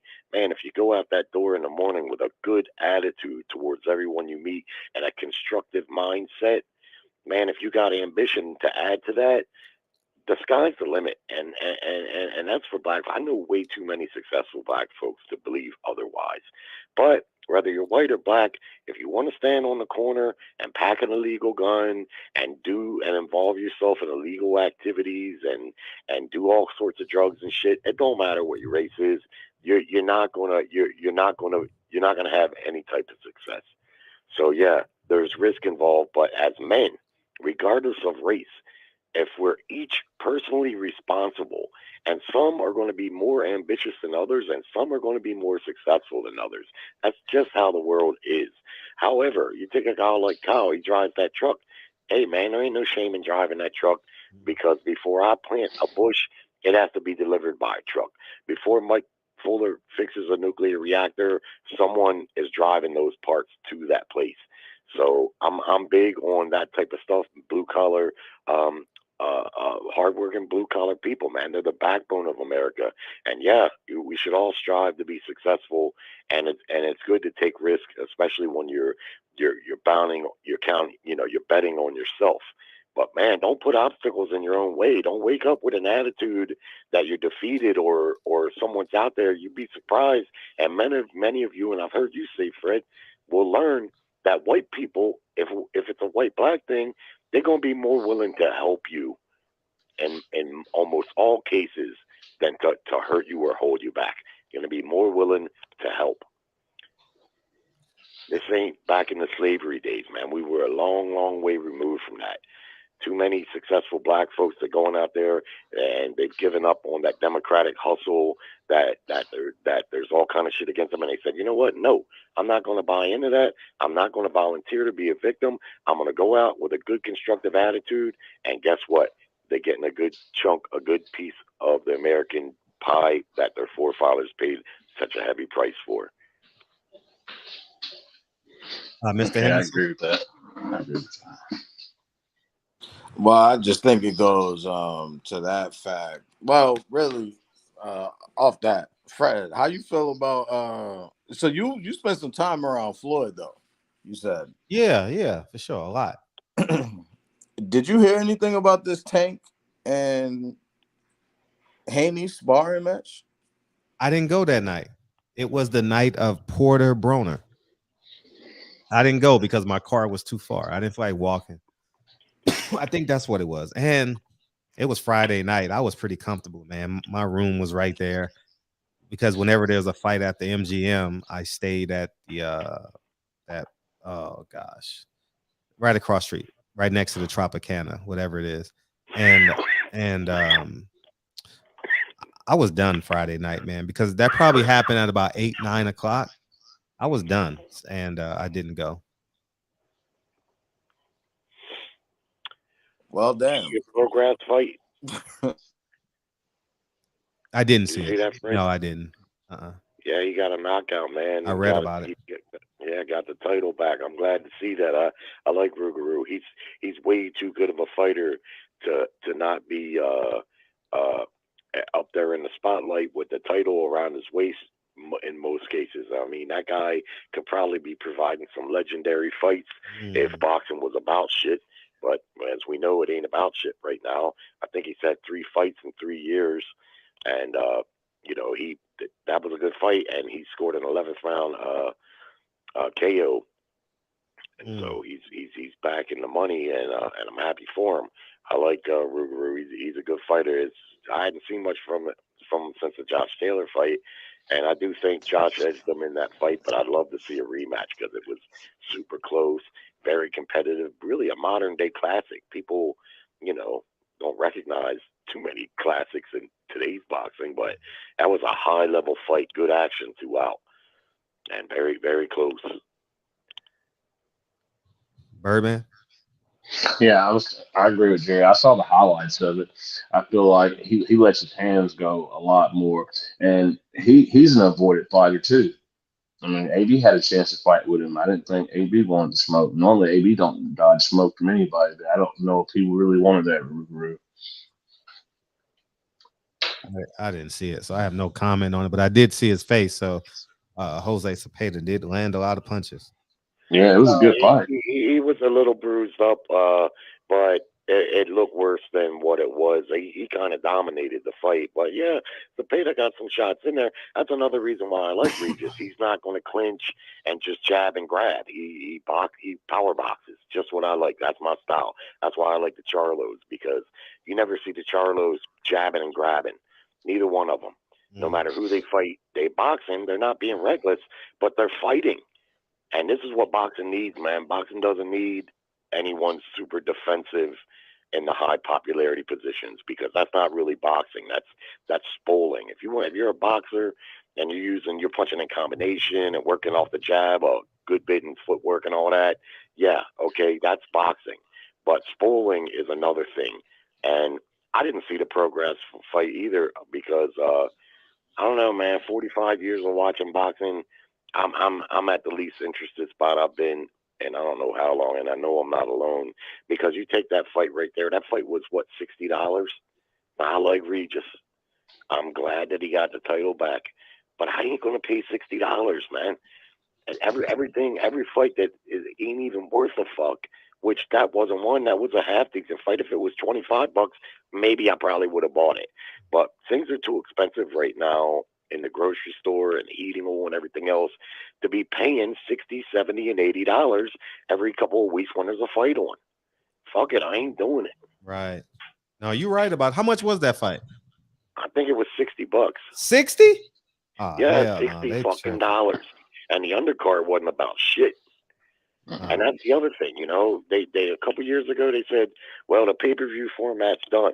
Well, no, it ain't. The only one that puts on big fights that for free is ESPN. DAZN, only reason I have DAZN is because I'm a Canelo fan, but now they making you pay for his fights. And I hear DAZN's raising their fucking annual fee, and if they do that, I'm canceling DAZN. Fuck some DAZN, because they don't put on good fights no fucking how. True. Hey, but go ahead, Jerry. My bad. No, go ahead, brother. I was just to say, and if you own any streaming apps, everybody's went up. I'm down at what, $26, $27 a month now for YouTube Premium. They jumped it up. Damn, it's $26. It went up. I think a week ago or something like that, up to $27 for a family plan. No, that's beautiful. I mean, not beautiful, but I mean, like, I'm watching the story on my phone. Oh man, and I'm thinking like how beautiful that story was. But this Tyson Fury fight this weekend. What I heard today is they still don't know if ESPN's going to show it. They got it to TBA, to be announced. And you know, with all that college football mess, that shit's real popular, man. And they probably won't even show that fight. Not that it, you know, I mean, he really shouldn't even be fighting the motherfucker again. Yeah, fact. Third time. Chisora. But one thing I'll say about the Brits, and we talk about this in the States, where if a fighter gets a loss, the fans here throw the towel in on them. Man, that's just the opposite over there. They love a good loser over that motherfucker, buddy. I ain't lying. You look at Chisora, Dylan White, these guys get whooped, knocked out, and the fans just right back, man, supporting them. Right. Hey, but I got to remember though, in the '90s we wasn't like that, because if you got a loss and you put up a good fight, we're gonna watch you your next fight. Yeah, but it wasn't always that way here in the States, especially back when I was coming up, mainly with Hearns and Hagler and them. You know, Thomas Hearns got more popular after he fought Ray Leonard. He had diehard fans, as did Ray Leonard and, you know, Duran. I mean, everybody, you know. At some point, man, it changed to where fans, you got motherfuckers now, if a fighter gets knocked down or even hurt, like when Devin Haney got buzzed against Linares, people, oh, he got a bad chin. He got exposed. Man, get the fuck out of here. Fuck you mean he's got a bad chin? The guy ain't never been buzzed in his entire career, but that one fucking time right there, and you're talking about he's got a bad chin. Between boxing fans and the way boxing is being run right now, it's almost impossible to be a fan. I like to watch the fight live. I like to watch them without them buffering and all that fucking bullshit. With, you know, right. I ain't got no problem typically supporting a fight if it's a good pay-per-view attraction, right. and the undercards have decent. I'd rather pay, but fuck it, man. Nowadays it's just they want you to pay for every little fight that happens. They want you to pay for it, and then they will turn around and want to know why boxing's in such a fucked up place. No, you're right. And Tank Davis, I don't know what the fuck's going on with Tank Davis. He's got supposedly 2 fights lined up, but he seems to be at odds big time with his promoter, and he's facing charges here in Maryland, and he's, I don't know what the fuck to make him about Tank. I don't want to see Tank fight Devin Haney. I think Haney he'll spoil that fight. I'd much rather see him fight Shakur Stevenson or Teofimo Lopez. Him and Shakur were going back and forth at it this weekend too, I think. Who's that? Shakur and oh yeah, Tank. Yeah. I believe Tank can knock both of them out. That's just my opinion. I don't know. I think he'll floor both of them. They're good fighters, but I think Tank just got a little more animal in him. If he lands, yeah, he can knock anyone out. Probably up to junior middleweight, maybe even middleweights, if he lands that punch. But that's the whole thing, and 12 rounds, that's like this Garcia fight. I think Garcia is going to give Tank a lot of problems, but in the end, at 12 rounds is a long time to avoid getting hit with that hammer. True. You already seen what happens when cats get hit with Tank's the biggest puncher I've seen below 140. Hey, Fred, so with Tank asking for his termination, right? Yes. So he's asking Leonard and Floyd for his termination? Yeah. And what? That's from the Money Team? Or Mayweather Promotions? Mayweather Promotions, yeah. But Mayweather Promotions is PBC, right? Yeah, according to Floyd. According to Floyd, he says, me and Al Heyman are one. You see PBC, you see me. You see me, you see PBC. That's what he said. Okay. So are they still his promoter? That's what. Yeah, that's we're gonna find out January 7th. Will we see Mayweather Promotions on the step and repeat? I guess we'll know then, but I think Tank is doing too much talking right now. I just think Tank needs to know that he has a 2-day jury trial, and next week, no, not next week, the week after next. I don't know, maybe in 2 weeks, but I think he needs to really, really hone in on that and be a good Christian man. True. You know what I mean? But he pled not guilty, right? Yeah, for sure. He pled not guilty when they had witnesses. Well, I mean, you still would plead not guilty if you got witnesses, right? You mean video or witnesses? Mm-hmm. Yeah. Well, video and witnesses that they have against him, and he still pled not guilty. Mm-hmm. Well, you plead not guilty because you're gonna try and work something out. Okay. Not guilty is just giving yourself some time. Right. They can plead down from that. Right. Plus, here in Baltimore, where he's on trial, there's very soft prosecution down there. Oh, okay. But from what I understand, he tried to make a settlement, and a couple of the people involved refused it. So it's a little bit more complicated than what initially it looked like it was going to be. Plus, there is a new prosecutor in the city, but he hasn't been there long enough to really see the former one, Mosby. She was notorious for not prosecuting crime. I'm talking about crazy, violent crime. Right. But this Tank thing is apparently they're all misdemeanors from what I understand. There's 14 charges, but they're misdemeanor, and the worst one being hit and run. Yeah. Maryland, Baltimore City's fucked up, man. A lot of crimes down there are misdemeanors, like illegal gun possession is a misdemeanor. It's not even a felony if you get caught with an illegal gun down there. Well, wait till January 1st in Chicago. We got Anthony coming in. What's up, Anthony? Yeah, Anthony, tell us about how great business is continuing over there at the PBC. You said what now? What's up, Anthony? I know you don't want no smoke with nobody but Fred. I'm gonna sit back and listen to y'all. No, I wouldn't come in. I was just gonna comment on the Jerry Jones thing a little bit. Just say I'm from Little Rock, That's where I grew up at. So for him to, I mean, Fred's right. I mean, back then he has to know the climate of what's going on, you know, and you know, because that whole little write up, him acting like he was just oblivious to really what's going on. He's just curious.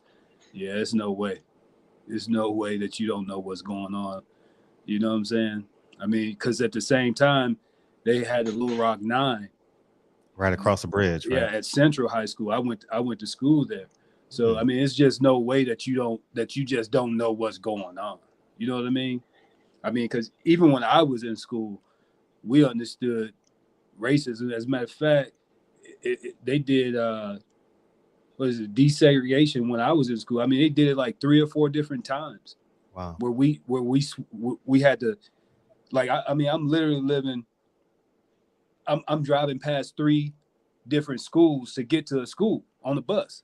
You understand what I'm saying? So they can mix it in a little bit more, you know, because, you know, my dad was you know, pretty well off. So we stayed in a predominantly, you know, white subdivisions, you know. So, I mean, we were driving way across, I mean, right past schools to go to schools further away, you know. And I'm like, maybe if it's 20, 30 people on the bus, I mean, I'm one of maybe 4 black people on that bus, you know, and we're going across town to where there's more black kids, you know, where it's predominantly black neighborhoods, you know what I'm saying? So, yeah, there's just no way that he didn't know what was going on. That's impossible. Hey, Fred, on that Jerry situation, do you feel like the higher ups, the big wigs, the people with the money, they're plotting to try to get his Cowboys from him to buy him? Is why that pitch came out? I mean, someone's always plotting to take what you have, but I would say no.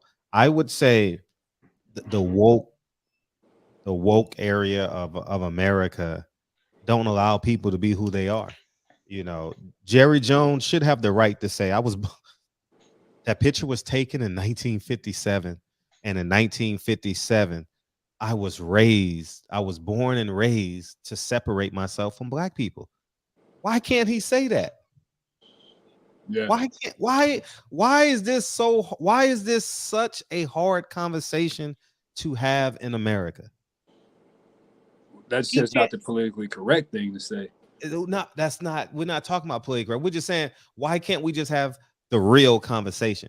Yes, I was born racist, but that was the law when I was 14, 15 years old. Blacks were inferior to white people in 1957 in America.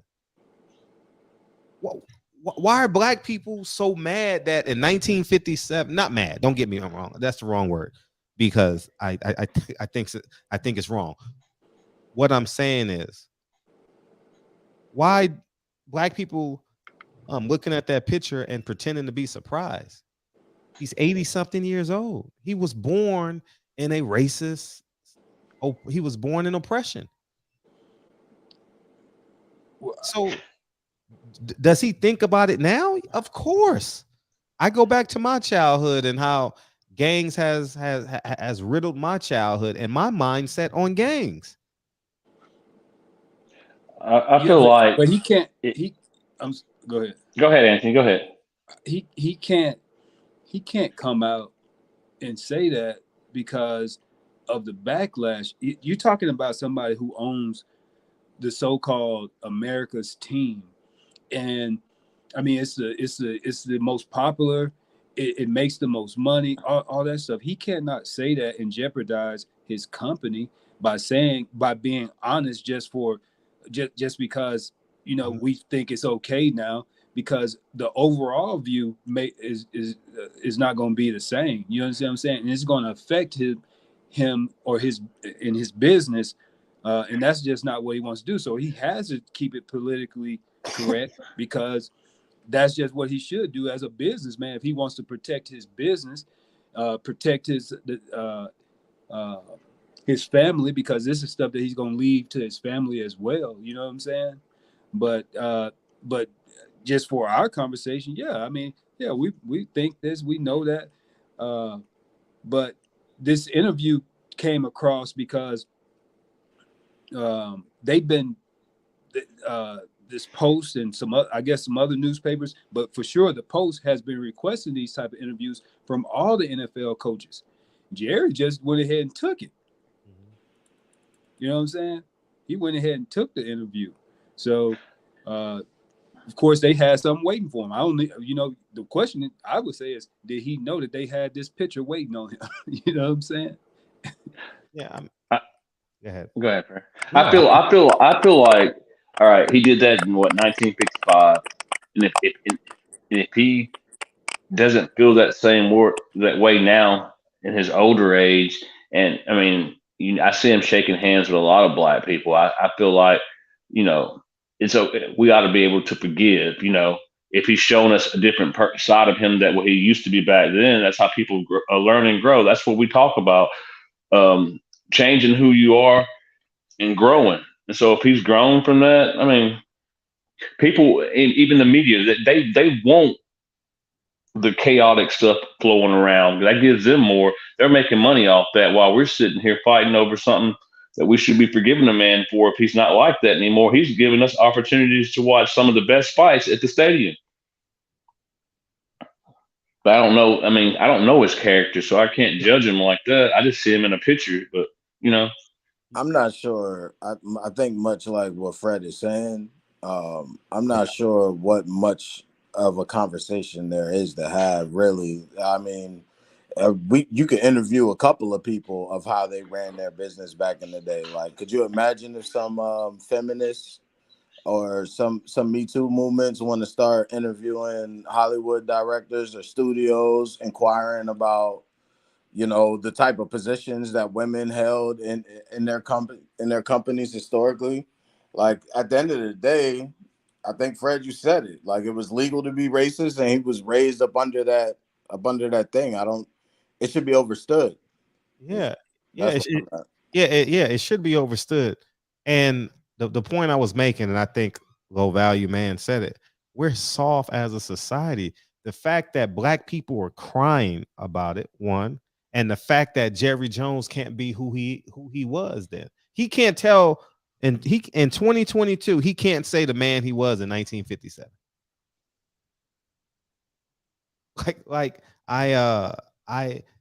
There's something wrong with that.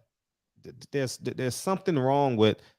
Of course, Jerry Jones was a racist in 1957, y'all, and he should be. And there should be a space for him to say that. But Fred, he's been denying it. I mean, no, you understand what I'm saying? I'm not talking about a literal I'm talking about society. I know, but you're making it about Jerry. I'm not making this about. I'm talking about us as a society, that we are soft, that we can't have this type of conversation, and we can't tell the true history of America. Black people are covering this up too. No, but see, that's what I'm talking about. When I take it as a big picture, America, they are lying about it. That's not something that they want to discuss. It. Oh, my parents were racist. They taught me to be racist, and so it's okay. It's still not okay today for people to talk about it. That's why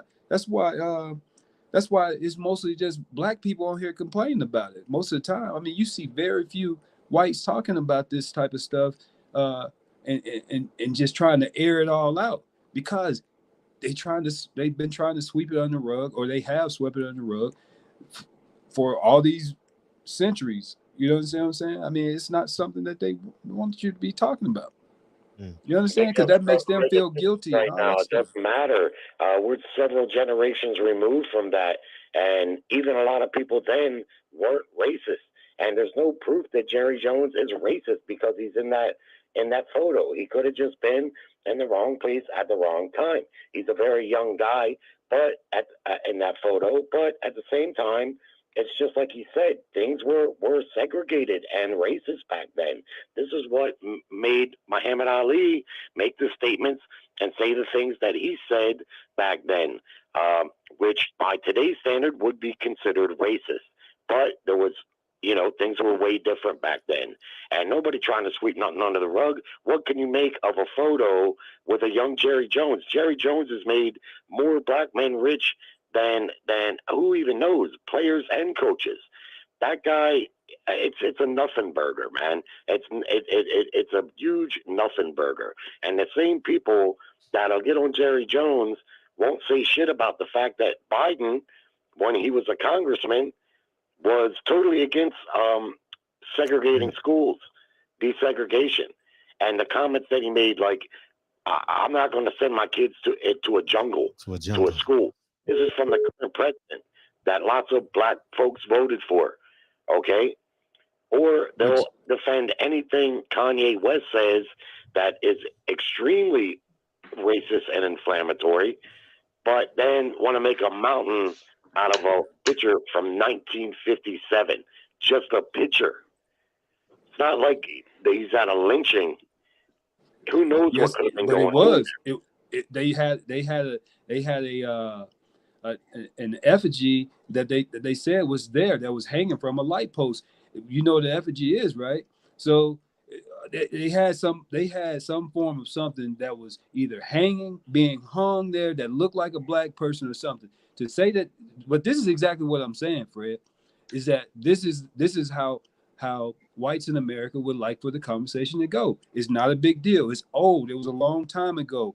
It's not like that anymore. It's the same thing that if you go and ask a Christian person, do you celebrate Christmas, knowing that it's a pagan holiday? Well, it's not what it used to be. You read up on the history of Christmas or Easter, and they'll say it's not what it used to be. But no one wants to talk about the beginning, the foundation of it. You understand what I'm saying? Because it's not important anymore. It's all about this money. He just flipped it from what us making a big deal about it and who Jerry Jones is, or his foundation, how he was raised, to he couldn't be like that anymore because he's made millions. A lot of black people millions of dollars. That's what people want to look at. Just like I could get on here right now, and I could be like, Fred, you're very pretentious. You know what I'm saying? And I could point out a lot of things to make that case. But I also could also just get on here and say, Fred is showing people how not to be stuck on stupid or putting getting in the way of themselves. You know what I'm saying? And allowing yourself to get out there and take the chance, take the risk, but do it. Make it happen. You can be just like me. You understand what I'm saying? Yeah, I get it. I get it. It's just not a conversation that they want to have. The conversation's been had a million times. The reason that nobody's really paying a whole lot of attention to it is because it's not like that anymore, man. It's not like that. And it's just, that's the problem. I mean, you got to stop acting like, I mean, that photo is from 1957.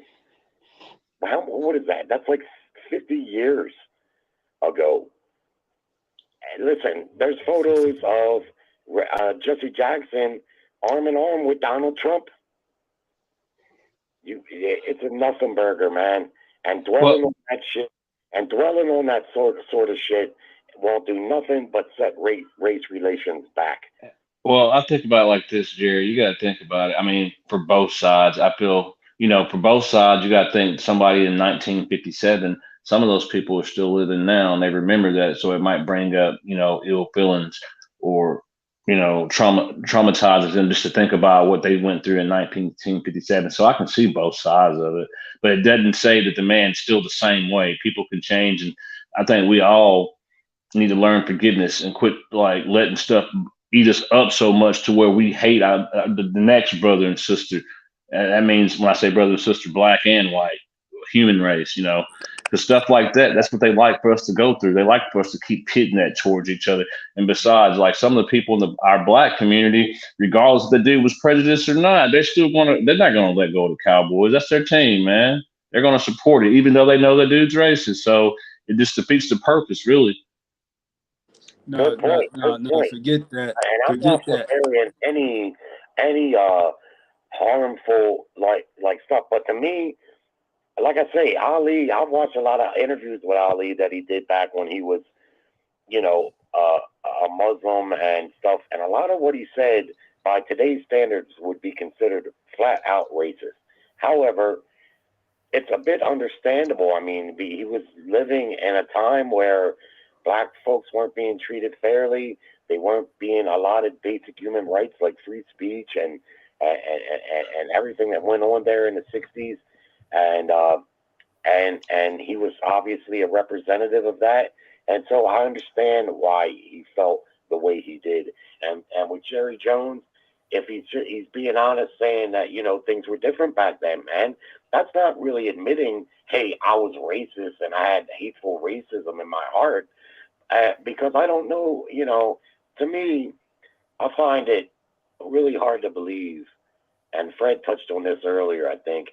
I don't think there's a whole lot of really successful racist people in the world. And that's not saying that you can't be successful and be racist, but racism requires a certain set of human characteristic flaws that don't coincide with success. You know, you see what I'm saying?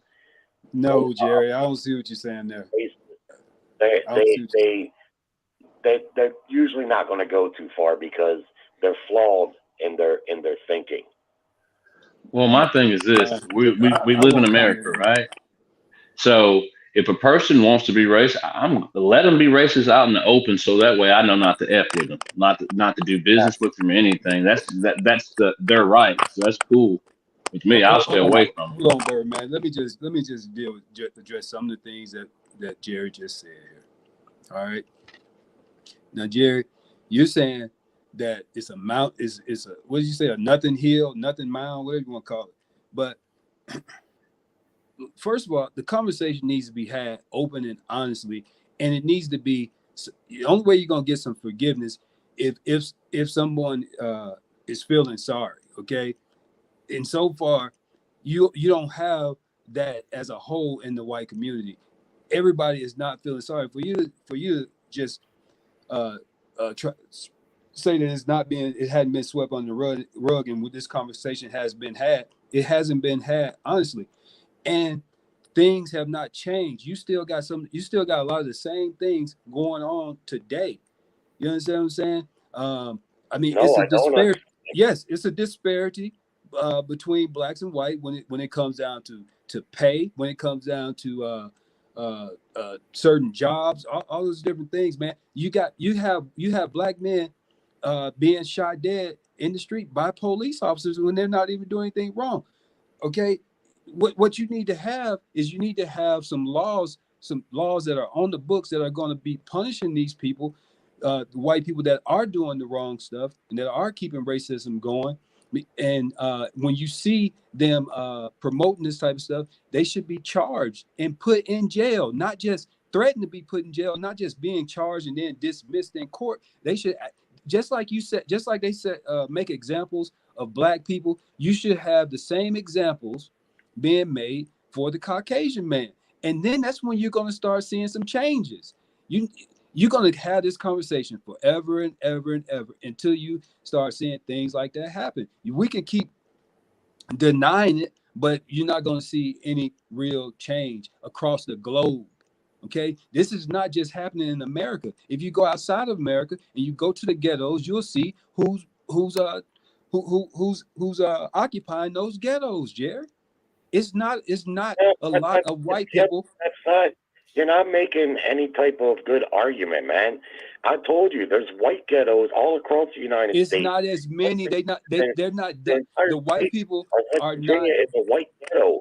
So is Tennessee and Kentucky. White people don't just have good just because they're white.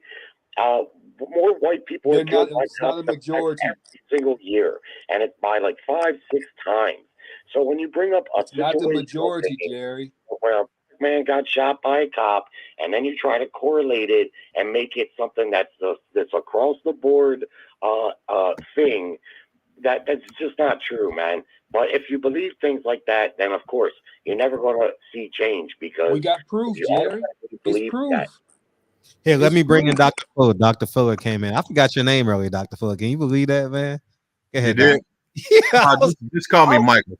no, go You ahead, call me dog. Mike or Michael. That's good. That works. Got the doc part right, but go ahead. But anyway, I'm listening to this conversation, and man, I'm not even going to try to address every part of the arguments that are being made because it doesn't make sense. I think it's obvious. The inequities that exist in our society along racial lines. If someone says that racism doesn't still exist, that's absolutely insane. So I'm not even going to address that. What I will do is address the obvious lies and untruths that are being talked about right now. Someone said it was the law at that time. Well, the fact was it wasn't the law. The law was to integrate the schools. And the individuals that were there trying to stop that from happening, they were breaking the law. Okay. The federal law at that particular time was to integrate the schools. That's why it was a problem when they were all standing out there trying to prevent those young black kids from getting an education. Okay. That's the first thing. The second thing is, so it was a act that was against the law. Okay. The second thing is someone says something about, oh, he just could have been in the wrong place at the wrong time. No, they weren't out there to have tea and crumpets. They weren't out there to have tea and crumpets. They were out there for a reason. And the individuals that were out there knew why they were out there. So it just amazes me how these arguments that come up about how since it was such a long, long time ago, then now it doesn't really make a difference, and it just, the hypocrisy in that statement really stands out to me. When you take the example of Bill Cosby, what he did was against the law.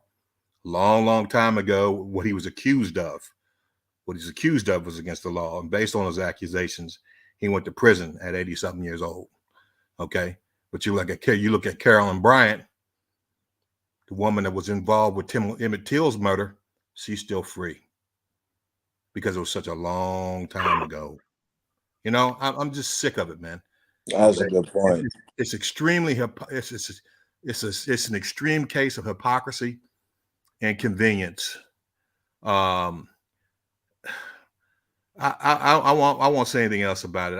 I'm an example that racism still exists. I'm an example, my personal life. Okay, you guys, I don't really know how to communicate it. I'll just say that anyone that's saying that and here's the other part that pissed me off. Okay, that I have a problem with how Jerry Jones has made so many millionaires. Jerry Jones has gotten rich off of black talent. 80% of his employees are black that are out there. The talent that he makes money off of is black bodies, black intellect, black excellence. You understand? It's not the other way around. So there aren't white people out there too, Michael Fuller? I said 80%, dude. Did you hear what I said? No, I missed that part. I missed that part. NFL is 80% black. Well, listen, the NFL is 80% black. Okay, so the bottom line is, all these guys talking about how they made black million. No, those guys, their talent brings in billions of dollars. Billions of dollars.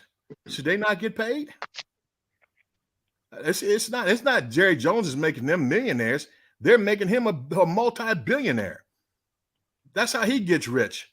It's just amazing to me how the story is easily contorted and twisted around for convenience, and it pisses me off. I'm just tired of this crap. Anyone that thinks that the racism still doesn't exist in this country, you're a fool, or you're a liar. One of the two. Okay, I'm done. Go ahead, KB, and I know Jerry wants to respond, but go ahead. Fred, can you read my super chat right there? Yeah, it's crazy how us black folks will ignore Biden's history, but will be so focused on Jerry Jones. That is what I want to talk about. Go ahead. I'm definitely not one of those. See, you had niggas on TV crying, girls twerking in the streets, doing all this dumb shit whenever Joe Biden became president. That's why I say that this pro-black shit is a joke. Most It's black not people real. weren't doing that. Say We what? don't- Most black people weren't living like. We don't live like that. We don't live So like. you most mean to black tell people don't me live like that the majority of black people in this country did not believe that Donald Trump was a racist and they had wanted to vote for Joe Biden? No, Well, and they what I did just vote. said, man. First of all, I mean, I'm not perfect, but I don't like referring to our people as NIGGAs. First, that's the first thing. All right? I don't just like let doing me that. do that. Let me do that. All right. Well, you're a moron. Stop doing it. Man, fuck you. Okay.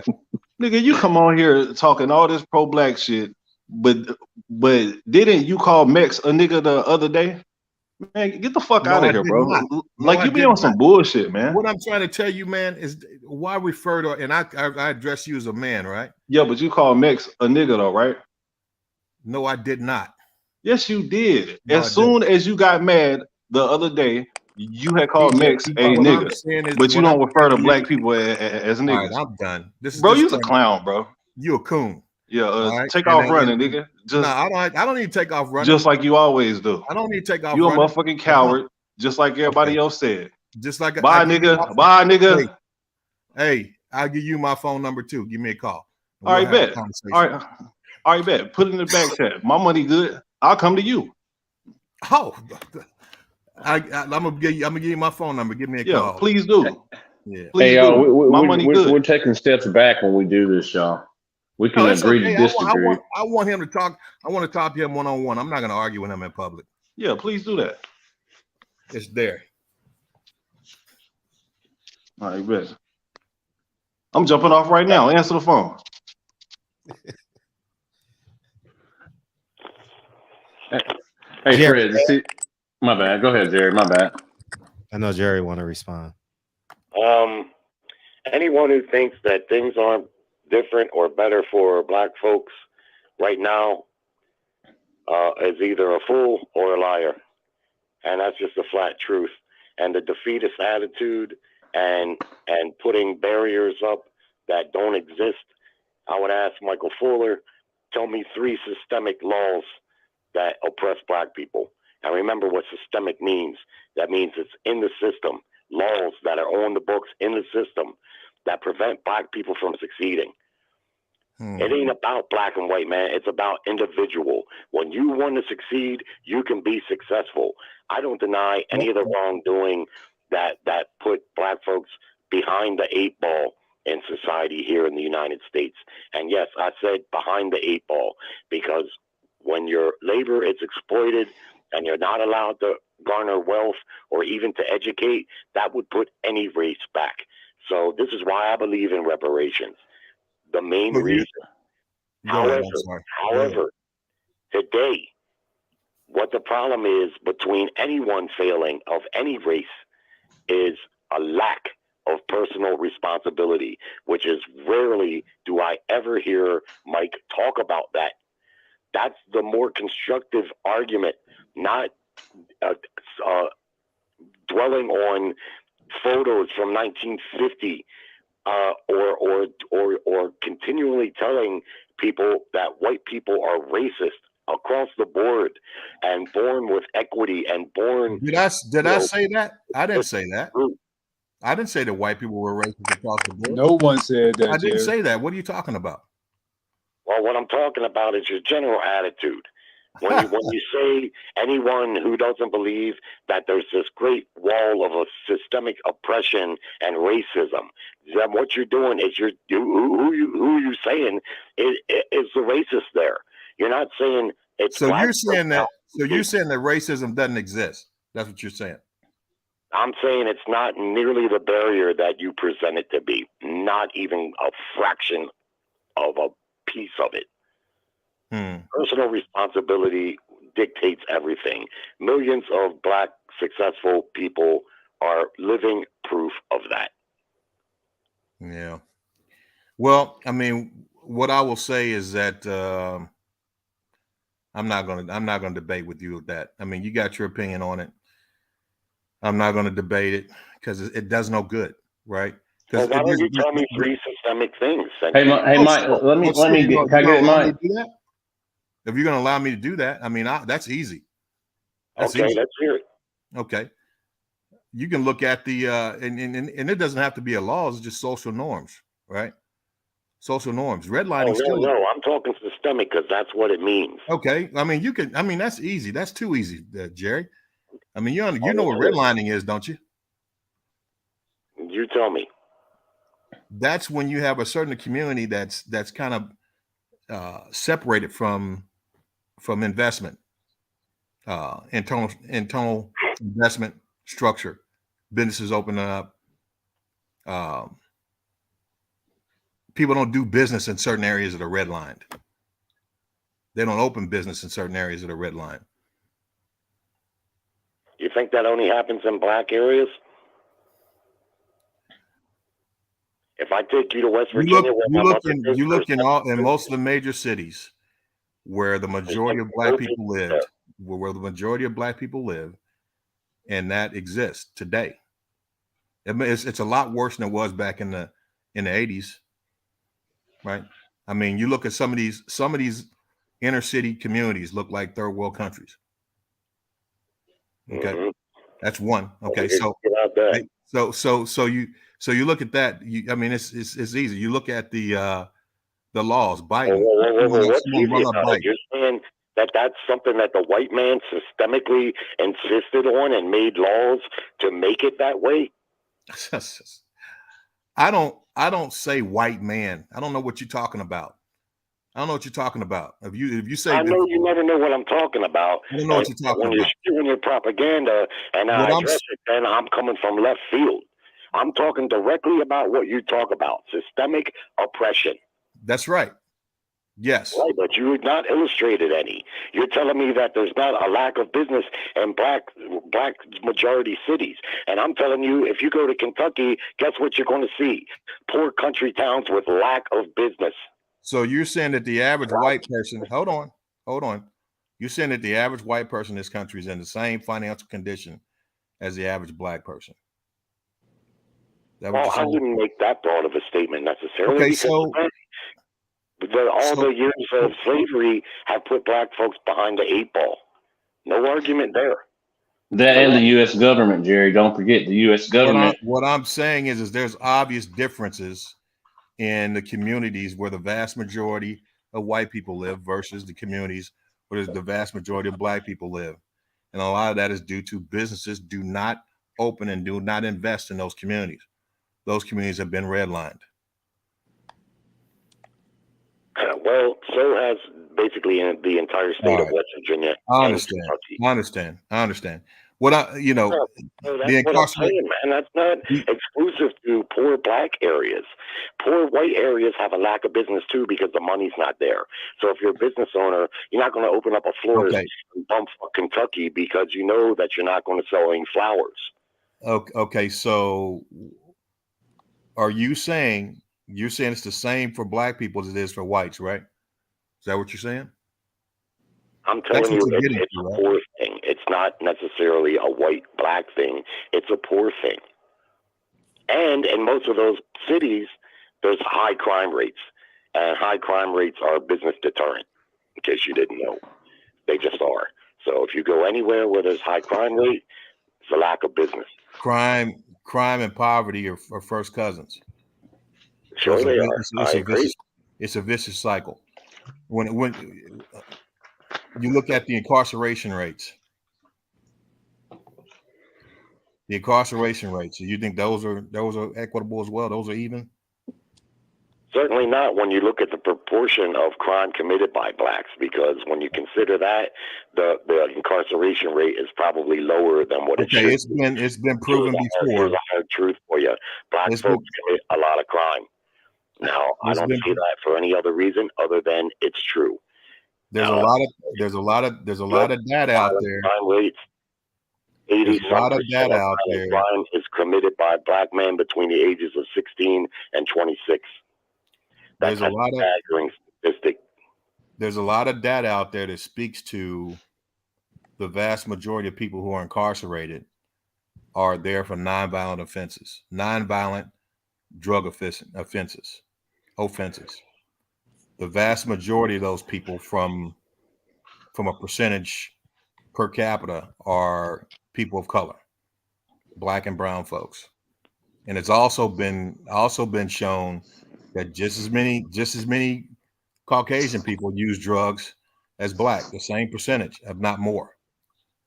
But the amount of people who actually get incarcerated and get harsh sentences are black and brown folks. Do you argue that? Well, what I can tell you is there is no non-violent drug convictions. I got relatives that are overdosed from heroin and cocaine. And okay. I understand. Laws in this society. And when it comes to drug dealing, those class of drugs, it's against the law to do so. And it's not non-violent. If you spent any time near any inner city, you've known and seen people dead on the street from those drugs. So again, when you say violent, when we say violent crime, we're talking about violent crime against someone else, not the drug user being violent towards themselves and destroying their body. Either way, if you want to take the violent crime statistic among blacks, or you want to take the drug dealing crime statistics amongst blacks, they're both very high. Just like I said, this is a moot point. This is a moot point. I mean, there's no way to. I understand exactly where you're coming from, and that's why I don't even want to waste my time, because I'm really not here talking to you anyway. What I'm here to do is dispel the lie that you came about. Yeah, but you're doing a terrible job at it. Well, I mean, no, I'm not. I'm doing a great job. No, you're not. When it's all said and done, Jerry Jones hasn't just made a bunch of millionaires. He's made billionaires off of black talent and black excellence. Do you disagree with that? Well, fine. That's fine. So is Don King. And Don King ripped most of his fighters off and didn't pay them. The point is you can't just sit and say that because he has a bunch of employees that have made him a multi-billionaire due to his talent, their talent, that all of a sudden he's a great guy and he's not racist. You can't say that. But you can take a photo and say that he's flat out racist. I'm not saying he's flat out racist. I'm saying that he was in an environment at a particular event that was denying young black children an education. And we got all these excuses about it. It is what it is. Oh, Mike, don't make a bunch of excuses about it. Mike, let me chime in real quick. Let's not take the humanistic element out of this. And it goes back to what Fred was saying. It was legal for whites to be racist, right? Now you brought up a good point. Hold on, Mike. That was not legal what he did. I'm about to address what you about to say. At that point in time, it was illegal for segregation, so they were out there protesting it. They were breaking the law by preventing those kids from integrating to school. I understand, but what we have here that I think, Jerry, you are not taking into consideration is the humanistic element. There is not, Jerry, you're older than me, so I'm pretty sure you're fully aware that there's a lot more followers in the world than there's leaders. All right, people are willing to follow. Monkey see, monkey do. So at the time, it's fair to assume in Arkansas that he was there not in opposition of what was happening, but he was there supporting the protesting. All right, so that's just what it is. There's no need for you to try and create avenues for Jerry Jones to escape that. That was my whole point. That was my whole point. I think. But hold on, Mike. To the table. One more thing. One more thing, though, Mike. Because the element with that the Darren Till case. I mean the Emmett Till. Emmett Till, pardon me. Emmett Till, yeah. Yeah, Emmett Till. The Emmett Till case. Now, Michael Fuller brought up a great point. They went and locked Bill Cosby up for his past transgressions. Well, he was accused of doing that. Right. Accused of doing that. Right. But that lady though admitted to doing that. And the state refuses to prosecute her. So at the end of the day, two truths can be correct. My whole point in saying that and bringing that example up is that this whole thing is that, you know, this whole paradigm that people are trying to push that, oh, racism is just a thing of the past and, you know, it doesn't have any impact on what is going on today. And that was just a long time ago and it's all fair. And now everything's good and equitable. That's a bunch of crap. Okay. I agree. That's a bunch of crap. Okay. So, I mean, you know, that whole narrative, you know, is irritating because it's just pushing a bunch of lies, man. And I don't appreciate that. You know, I mean, for me, it's like I was getting ready to go to bed and I heard that and it's like, man, I just couldn't get to sleep because it's just like, come on, man. I mean, let's be honest about the situation. The average black man with a PhD makes about the same amount of money on average as a white guy with a high school diploma with a couple of felonies. That's a lie. That's a flat out lie. Talking about people lying, man, and you just come on here and just spread propaganda. I'm like, you ain't. Hey, well, I mean, hey Jerry, he's speaking the truth on that. You can come to Bama. You got guys running companies right now that got felonies and high school educations with guys with college degrees and engineering degrees from Auburn that can't get those jobs. That's true though. I mean, it's statistics. I lived it, Jerry. You mean you I know you the guy that, you know, I mean, you know everything. But I lived that. I lived that reality. I lived that reality. I'm not just speaking that. I didn't just promotion and don't know how to deal with the fact that you just got passed up for a promotion. But the statistics are out there too. And you're just straight racist, man. The stats are out there. The stats are out there. I mean, it's the truth. Okay. It's the stats out there. But and because I tell the truth about it, then I'm racist. No, you're telling what your perception is. The stats are out there. You can look it up. You want me to give you? I tell you what, I'll look it up right now for you, and I'll put the link in the chat, and you can read it for yourself. How's that? Yeah, sure. Go ahead. Okay. Has anybody got the solution to how to fix it? How to fix this? Like how as a people? The first thing you got to do is stop denying that it exists.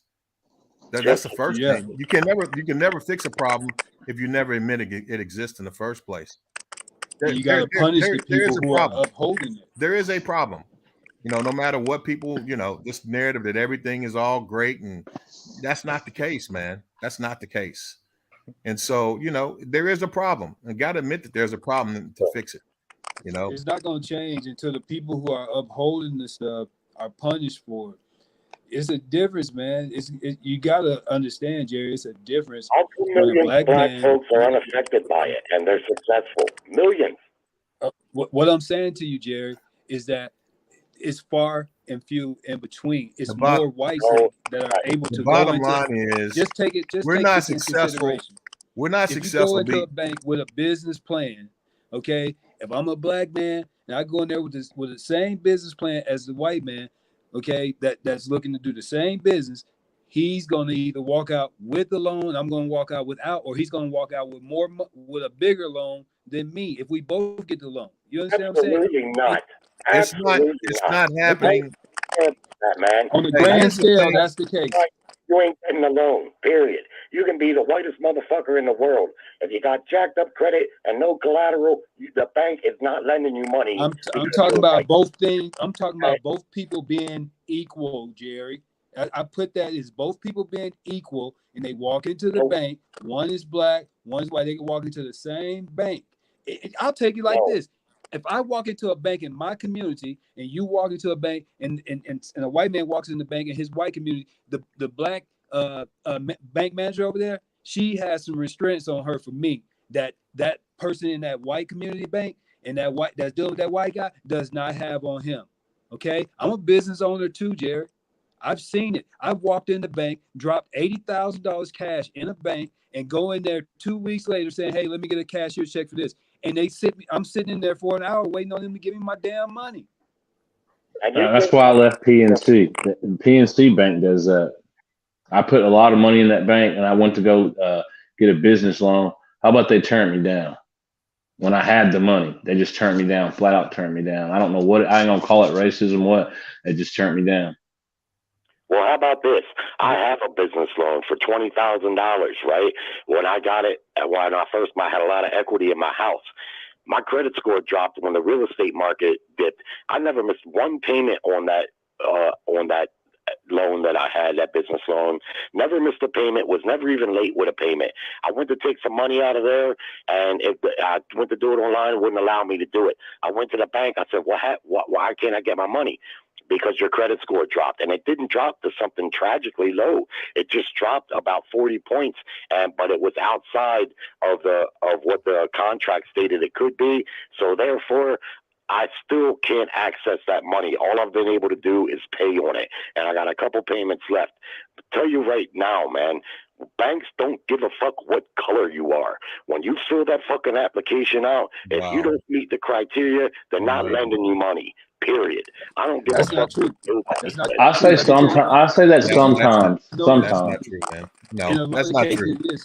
It is who you know, because I dealt with my accountant. My accountant set me up with a different bank account, told me to go over here and talk to this person, and every time I went in there, it was totally different experience. So to say that it doesn't matter, that's not true, Jared. It's just not true. Well, it's not that way. It's not that way all the time, because it's not who you know. Anyway, they're not going to give you the money if you don't qualify, and it don't matter. You can be as white as you want to be, and it's not going to matter. They're not going to risk their money on unqualified loans. Period. And if you got substantial cash in a bank, any bank, and you go there to make a substantial withdrawal, guess what? They run you through some hoops. They do it to me. They do it to everybody, and they do it for your own protection. They want to make sure that you are who you are and that transaction is legit. That happens to white people too, man. I wish you guys could spend one day being white, and you would be But Jerry, the part you missing is no one saying it's 100%, man.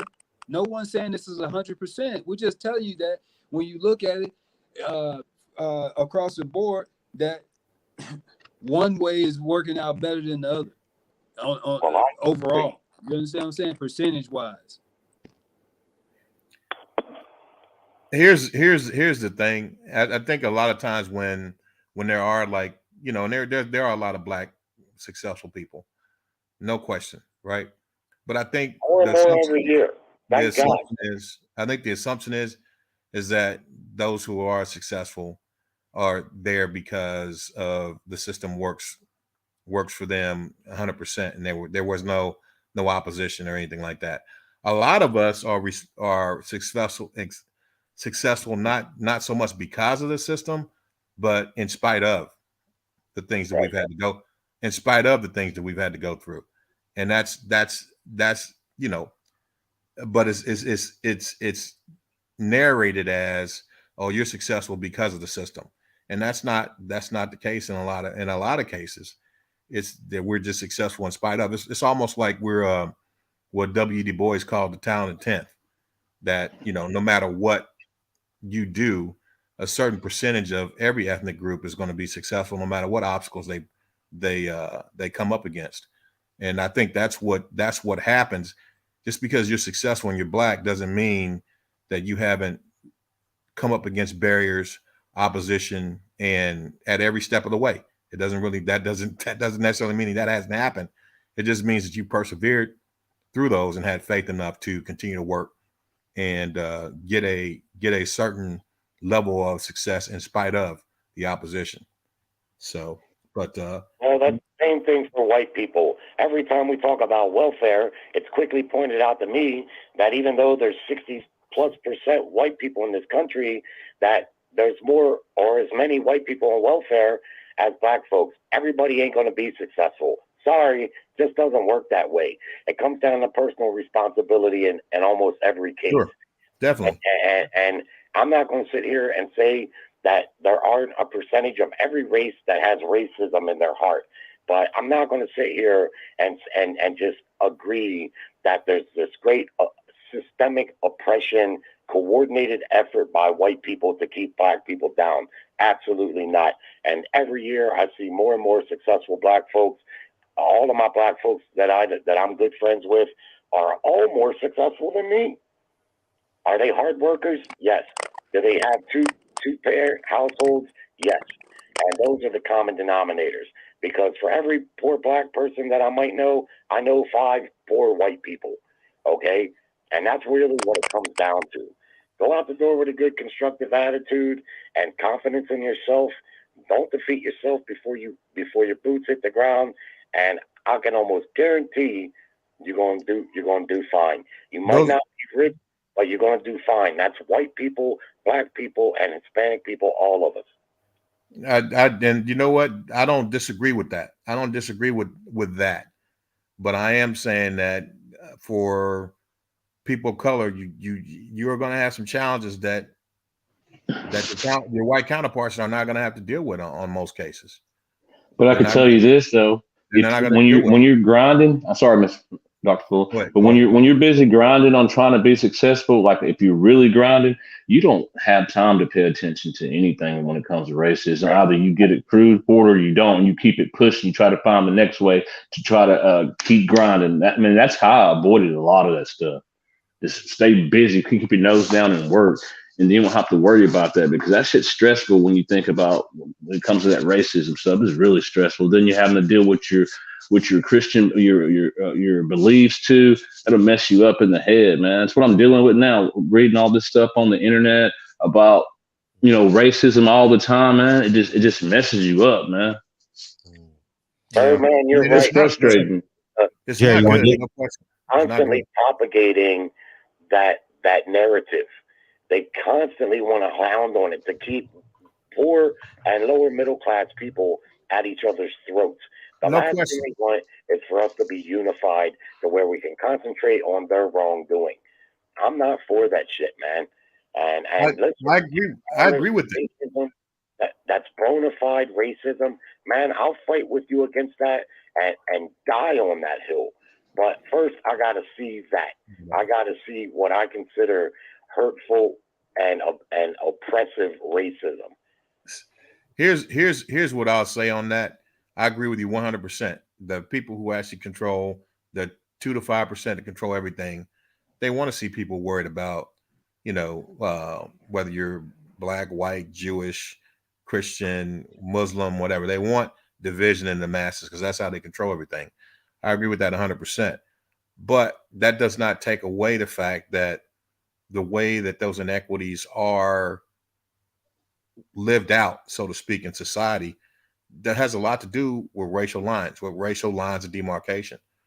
I mean, just the facts, man. I mean, we talked about this before. You go in the city of Los Angeles, the last time I was there, I think it was probably 2000.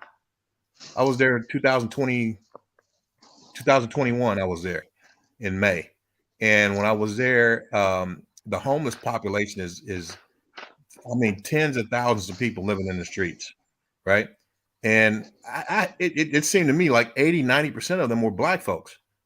I mean, Fred, you're out there, man. Tell me, am I off base? There's a whole lot of homeless white people out there, too. I'm off base, Fred. I mean, when I went out there, the vast majority of people that are homeless out there in Los Angeles are black and brown, mostly black people, but black and brown folks. It looked like at least 8 to 9. I'm gonna say 7 to 8 people out of 10 in the areas that I saw. They were black and brown skinned folks out there that were homeless. And then I did the math. I looked it up, and Los Angeles County is only like 7% black. 7.5% black, but 8 out of 10 people out there that are homeless are black and brown folks. Am I out to lunch? I mean, you're out there currently, right, Fred? Yeah. Yeah. Okay. What do you see? Or do you see it anymore? I think a lot of people desensitized to it since they live out there.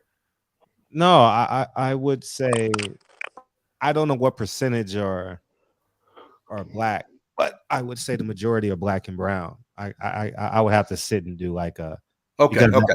as many as I've so never. my point, I guess I'm just trying to say that there's obvious inequities that exist, and we can't just say, just because that is the plot or that's the plan of the 2 to 5% to keep us at each other's throats along these lines of demarcation or difference, that these things don't have an impact on people who are on the bottom of the socioeconomic ladder, because they do.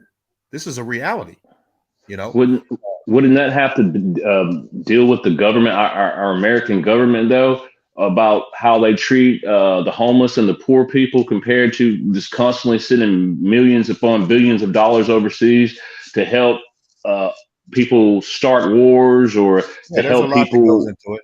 There's a lot that goes into it. I mean, it's not just single faceted. That's why It's I feel like our multifaceted. voting's important, man. We trust these people to get in office, and they get in office and they don't take care of their responsibilities to the people that put them in there. That's really our problem.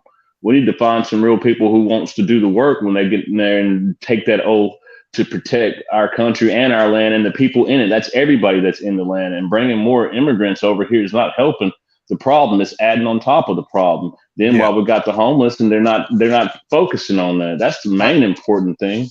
I agree with that. And, there's a number of different reasons why people are saying that that's happening. Here's my only point, man. A lot of people, when you guys hear me talk, you think, oh, Jerry thinks I'm racist, right? or you may even think I'm anti-American. I'm not. I love this country, man. I love this country. And I proved it. I'm not just speaking that out of my mouth. I put my life on the line for this country for over 20 years. I believe you. I proved that. So what I'm saying is this. I'm saying I know we can be better. That's what I'm saying. And so we can't be better if we don't even acknowledge the things that are wrong are wrong. If we don't acknowledge the things that are wrong or even that even exist, if we deny the fact that they exist in the first place. For us to push this narrative that everything is A-OK and everyone's got, it's all, just hunky-dory. This is, euphoria, and there's no one actually being misused or mistreated or kept out of the mainstream of what our country should represent. That's not true. It's not true, man. And so I refuse. And so, it is about accountability, but let that accountability reign equally along racial lines, right? Everyone needs to be equally accountable. For instance, it's just a lot of different things. We can go back and forth. The bottom line is, if you did something that was wrong, then, let's live up to that. I would think that this is what I would say. I would say this would be a good for me, and I'll stop and I'm gonna sign off.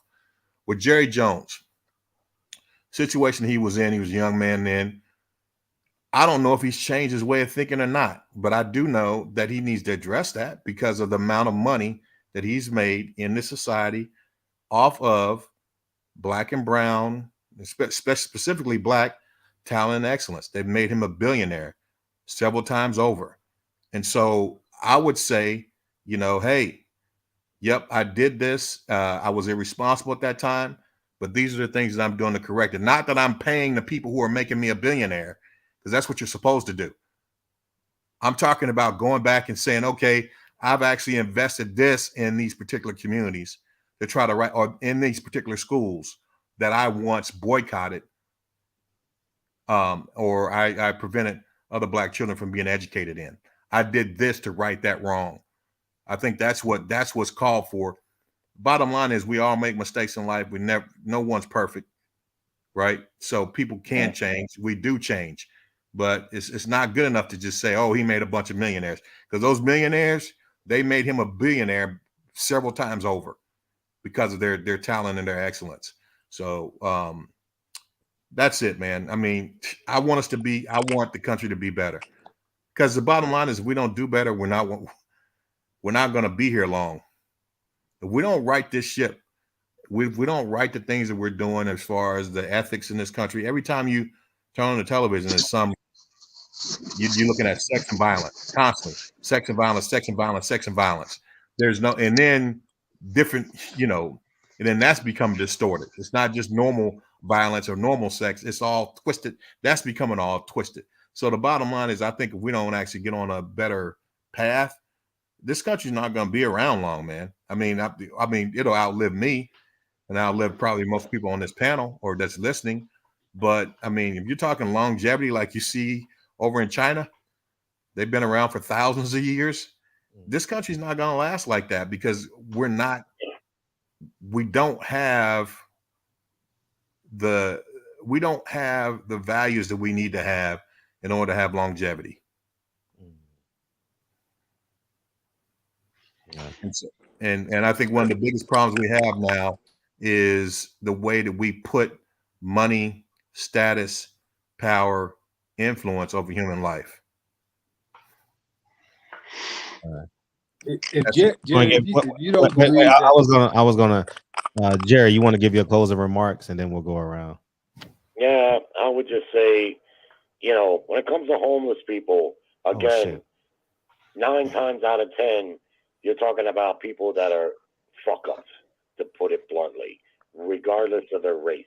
They've lived a life of debauchery, even though plenty of people have tried to help them. Plenty of family members had advised them. You've got a certain amount of people that just don't give a fuck. And you know what? It's sad when you see them. I got a lot of compassion for them because I know that when they're sleeping under that bridge and it gets cold, they're a part of the humanity sinks into them that they're, why they're there. Now, for the few that are the very unfortunate cases where some circumstance out of their control led them there, you can't do nothing but feel real sorry for those people. But my experience is that's 1 out of 10, maybe. Most of them are there because they decided to be fuck-ups. And when you decide that you're going to be a fuck-up, it transcends race and gender. You just, that's what you're going to be, and there's really no help for you. I don't feel it's incumbent upon everybody else to pick up that slack. Out there in California, the laws are so fucking whack that they took that beautiful state and turned it into a place of debauchery. And a perfect example is this law that, you can steal retail items up to $1,000 and there's no prosecution. I've watched YouTube videos of people going in Walgreens and just emptying the fucking shelf and just taking the shit and walking out broad daylight. And this is legal out there. I don't know if it's the entire state, but I know it in areas that this is the case. And their liberal laws have just ruined what was once the state that you would show off. If you brought someone to this country, you take them to the Golden State because it was just full of resources and beautiful. And the politics out there have just ruined it. All I'm going to say on top of that is this. As men, when we're personally responsible, as humans, men, women, even kids, we hold our kids personally responsible, but oftentimes we're not willing, and in too many cases, we're going to make excuses for people who won't be personally responsible. Because if we were all just that, the whole world's going to be a better place. And racism is always going to exist in the hearts of some men. It's sad, but it's true. Hell, like I've said before, I'm a redhead, and I've been discriminated against my entire life because of that. That's how fucking petty humans can be. That just the difference in someone's hair, or like I hear black folks talk about light skin and dark skin. Even though both are black folks, they make a distinction there. It's unfortunate that exists in human nature, but it does. But it's less and less of it every year. Be personally responsible. And one other thing, and I'll try to make this quick. Bill Cosby, when people bring up Bill Cosby, I wonder if they really know the whole story, and I'll make it brief. Bill Cosby wasn't just up against an accusation or two. There was 50 or 60 women. That's no small number. all telling the same story. And they did a documentary about Bill Cosby. Now, Bill Cosby got sentenced and convicted, but he's out now, and he got let out on a technicality, and this is what it was. He, once before in the early 80s, was up against a rape trial, and it really wasn't publicized. He was at the height of his popularity, and it really wasn't that well publicized, but a woman was going after him, claiming this she was drugged and raped, same thing that the other ones did. Well, he testified in that trial to get a plea deal and basically admitted to it. He admitted to drugging women and taking advantage of them. But part of the deal was that document was to be closed and never allowed to be used in another court of law. You follow me? That was part of the deal, that with that admission that he made, that wasn't going to be, it would be expounded. Well, when he was facing this trial with the 60 women, the prosecutor brought up that deposition. You understand? And the prosecutors got that technicality because those records were supposed to be closed. And so while Bill Cosby was convicted of those crimes, he was let out because of that. So listen, I love Bill Cosby. I grew up on Bill Cosby. It broke my heart when I heard that. But after watching that documentary, man, them women are telling the truth. Not only was it the women who didn't get any money, I might add, they weren't able to get any money, so you can take the money out of the equation. They also had people that worked on the Cosby Show that said, talked about his behaviorisms and what he did. And look, man, where there's smoke, 9 times out of 10, there's fire. 60 women come forward claiming you did the same shit to them. Let's be honest, you probably did. But Bill's got good lawyers and he's got big money and they got a technicality and he got out. Anyway, good combo for everybody and salute to everyone on the panel. Salute, Jerry. I wanted to address Jerry about some more of this systemic racism, but Put it with your closing remark. I'm listening. Go ahead. No, we about to get out of here. No, peace, Jerry. No. Hey, let me go first. Mine's gonna be short. Go ahead. Appreciate you, Jerry. No, I'm just listening. That's all. All right. Well, listen off there because we ain't going back and forth. Appreciate you, man. All right. Thank you, dog. Go ahead, Anthony, you want me to go ahead and go? All right. Yeah, I just want to say that us as Black people and people in general, we need to fix the problem that's going on in our ethnic communities. Go and get that out the way first, then we can handle all that other stuff on the side. Let's fix us as a people, man. We got to quit tolerating BS when it comes to these rappers, when it comes to these girls that are acting like hoochie mamas for these young girls to look up to. We got to pick better role models. Completely agree. Completely. Yep. And we got to. I mean, when I say we got to fix us, we got to fix us. We got to quit dealing with the hypocrites. 1 minute you in church preaching, the next minute you out here trying to hang with the gangsters and be cool with the gangsters, from the NBA players to the NFL players. Man, they're not role models. I think a lot of the role models are in this group right here, the boxing conversation. I heard 2 young guys today talking about how much money they were making and they were being successful for it. Even though there are a lot of prejudice out there, we can still be successful. And not to shun at anybody else's space. Share the wealth, like as in share the knowledge, man. That's each one teach one. We got to fix this shit, and I'm gonna start with myself. And I appreciate you guys. Appreciate you. Go ahead. Hey, Bobby Digital, I'll bring you in separately. Go ahead, Anthony. Yeah, but I was just gonna bring it back home to the topic when talking about Jerry Jones and. I mean, even Jerry Jones himself in the article, he was talking about him and his hiring practices, because that was part of the conversation, because they were talking about, having more Black head coaches, and that he could change things if he was to hire one himself. And Jerry said that he hires based on who he knows. And then you bring Michael in. Michael says that hey, the NFL is made up 80% Black people, but can you name me one NFL team that's owned by a Black person? It's not that Black people couldn't afford to own an NFL team, but because of the system, I'm talking about the NFL system, they're not allowing that. So I mean, you could take something just as the NFL, and you could point out how systemic racism works. You understand what I'm saying? Yeah, that's a great point. That's a great point. And you know, hey, Oh, if you ever, no, wait, no. Are you done, Anthony? We got to get out of here. Are you done, Anthony? Yeah. All right, appreciate you, dog. I was going to say what Anthony. What's your closer remark? Go ahead. I was going to say what Anthony mentioned. It's called. It basically looks at society and the world. This theory is called Bronfenbrenner's ecological model. Bronfenbrenner's ecological model. You looked at it. You can look at it. I can put it in the chat.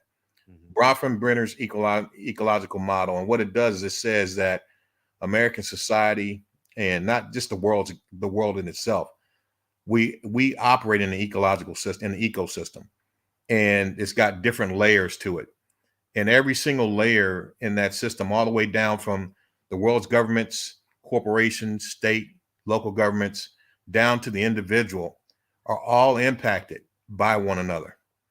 And that macro system that when you look at the federal government, things that are happening in the society, that actually has an impact on how the individual conducts him or herself within the society.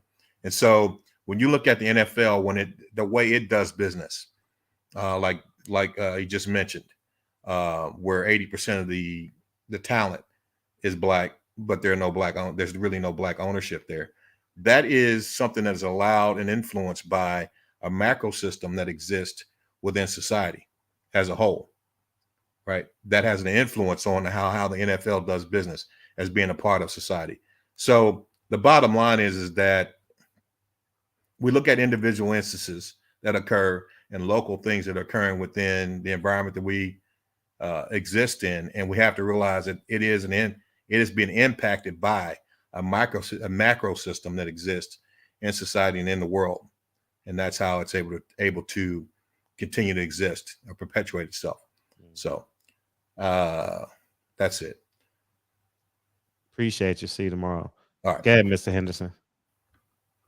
Bobby Digital, you checked out. Huh? I want to say good show.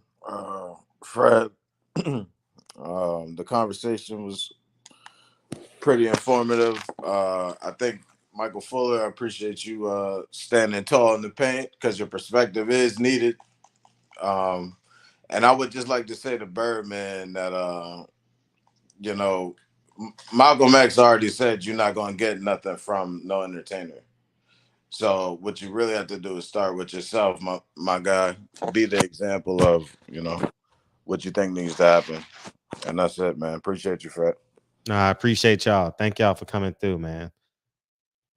And Bobby Digital, I was gonna bring you in. So just come back tomorrow, man, and I'll make sure I bring you on. I was gonna bring you on at the end, but thank you guys for coming through, man. Awesome show. Awesome show. And if you guys go back and listen to it, they didn't even know, but I thought Jerry and Dr. Fuller agreed, because when Jerry said, I'm not going to go and say all things are equal, well, he's agreeing with it. He's just coming from the other side of the street, So you're never going to convince a hard-working, blue-collar white man that black people shouldn't be blue-collar, hard-working as well. You know what I mean? And they're always going to say, all you got to do is work hard. There's been generational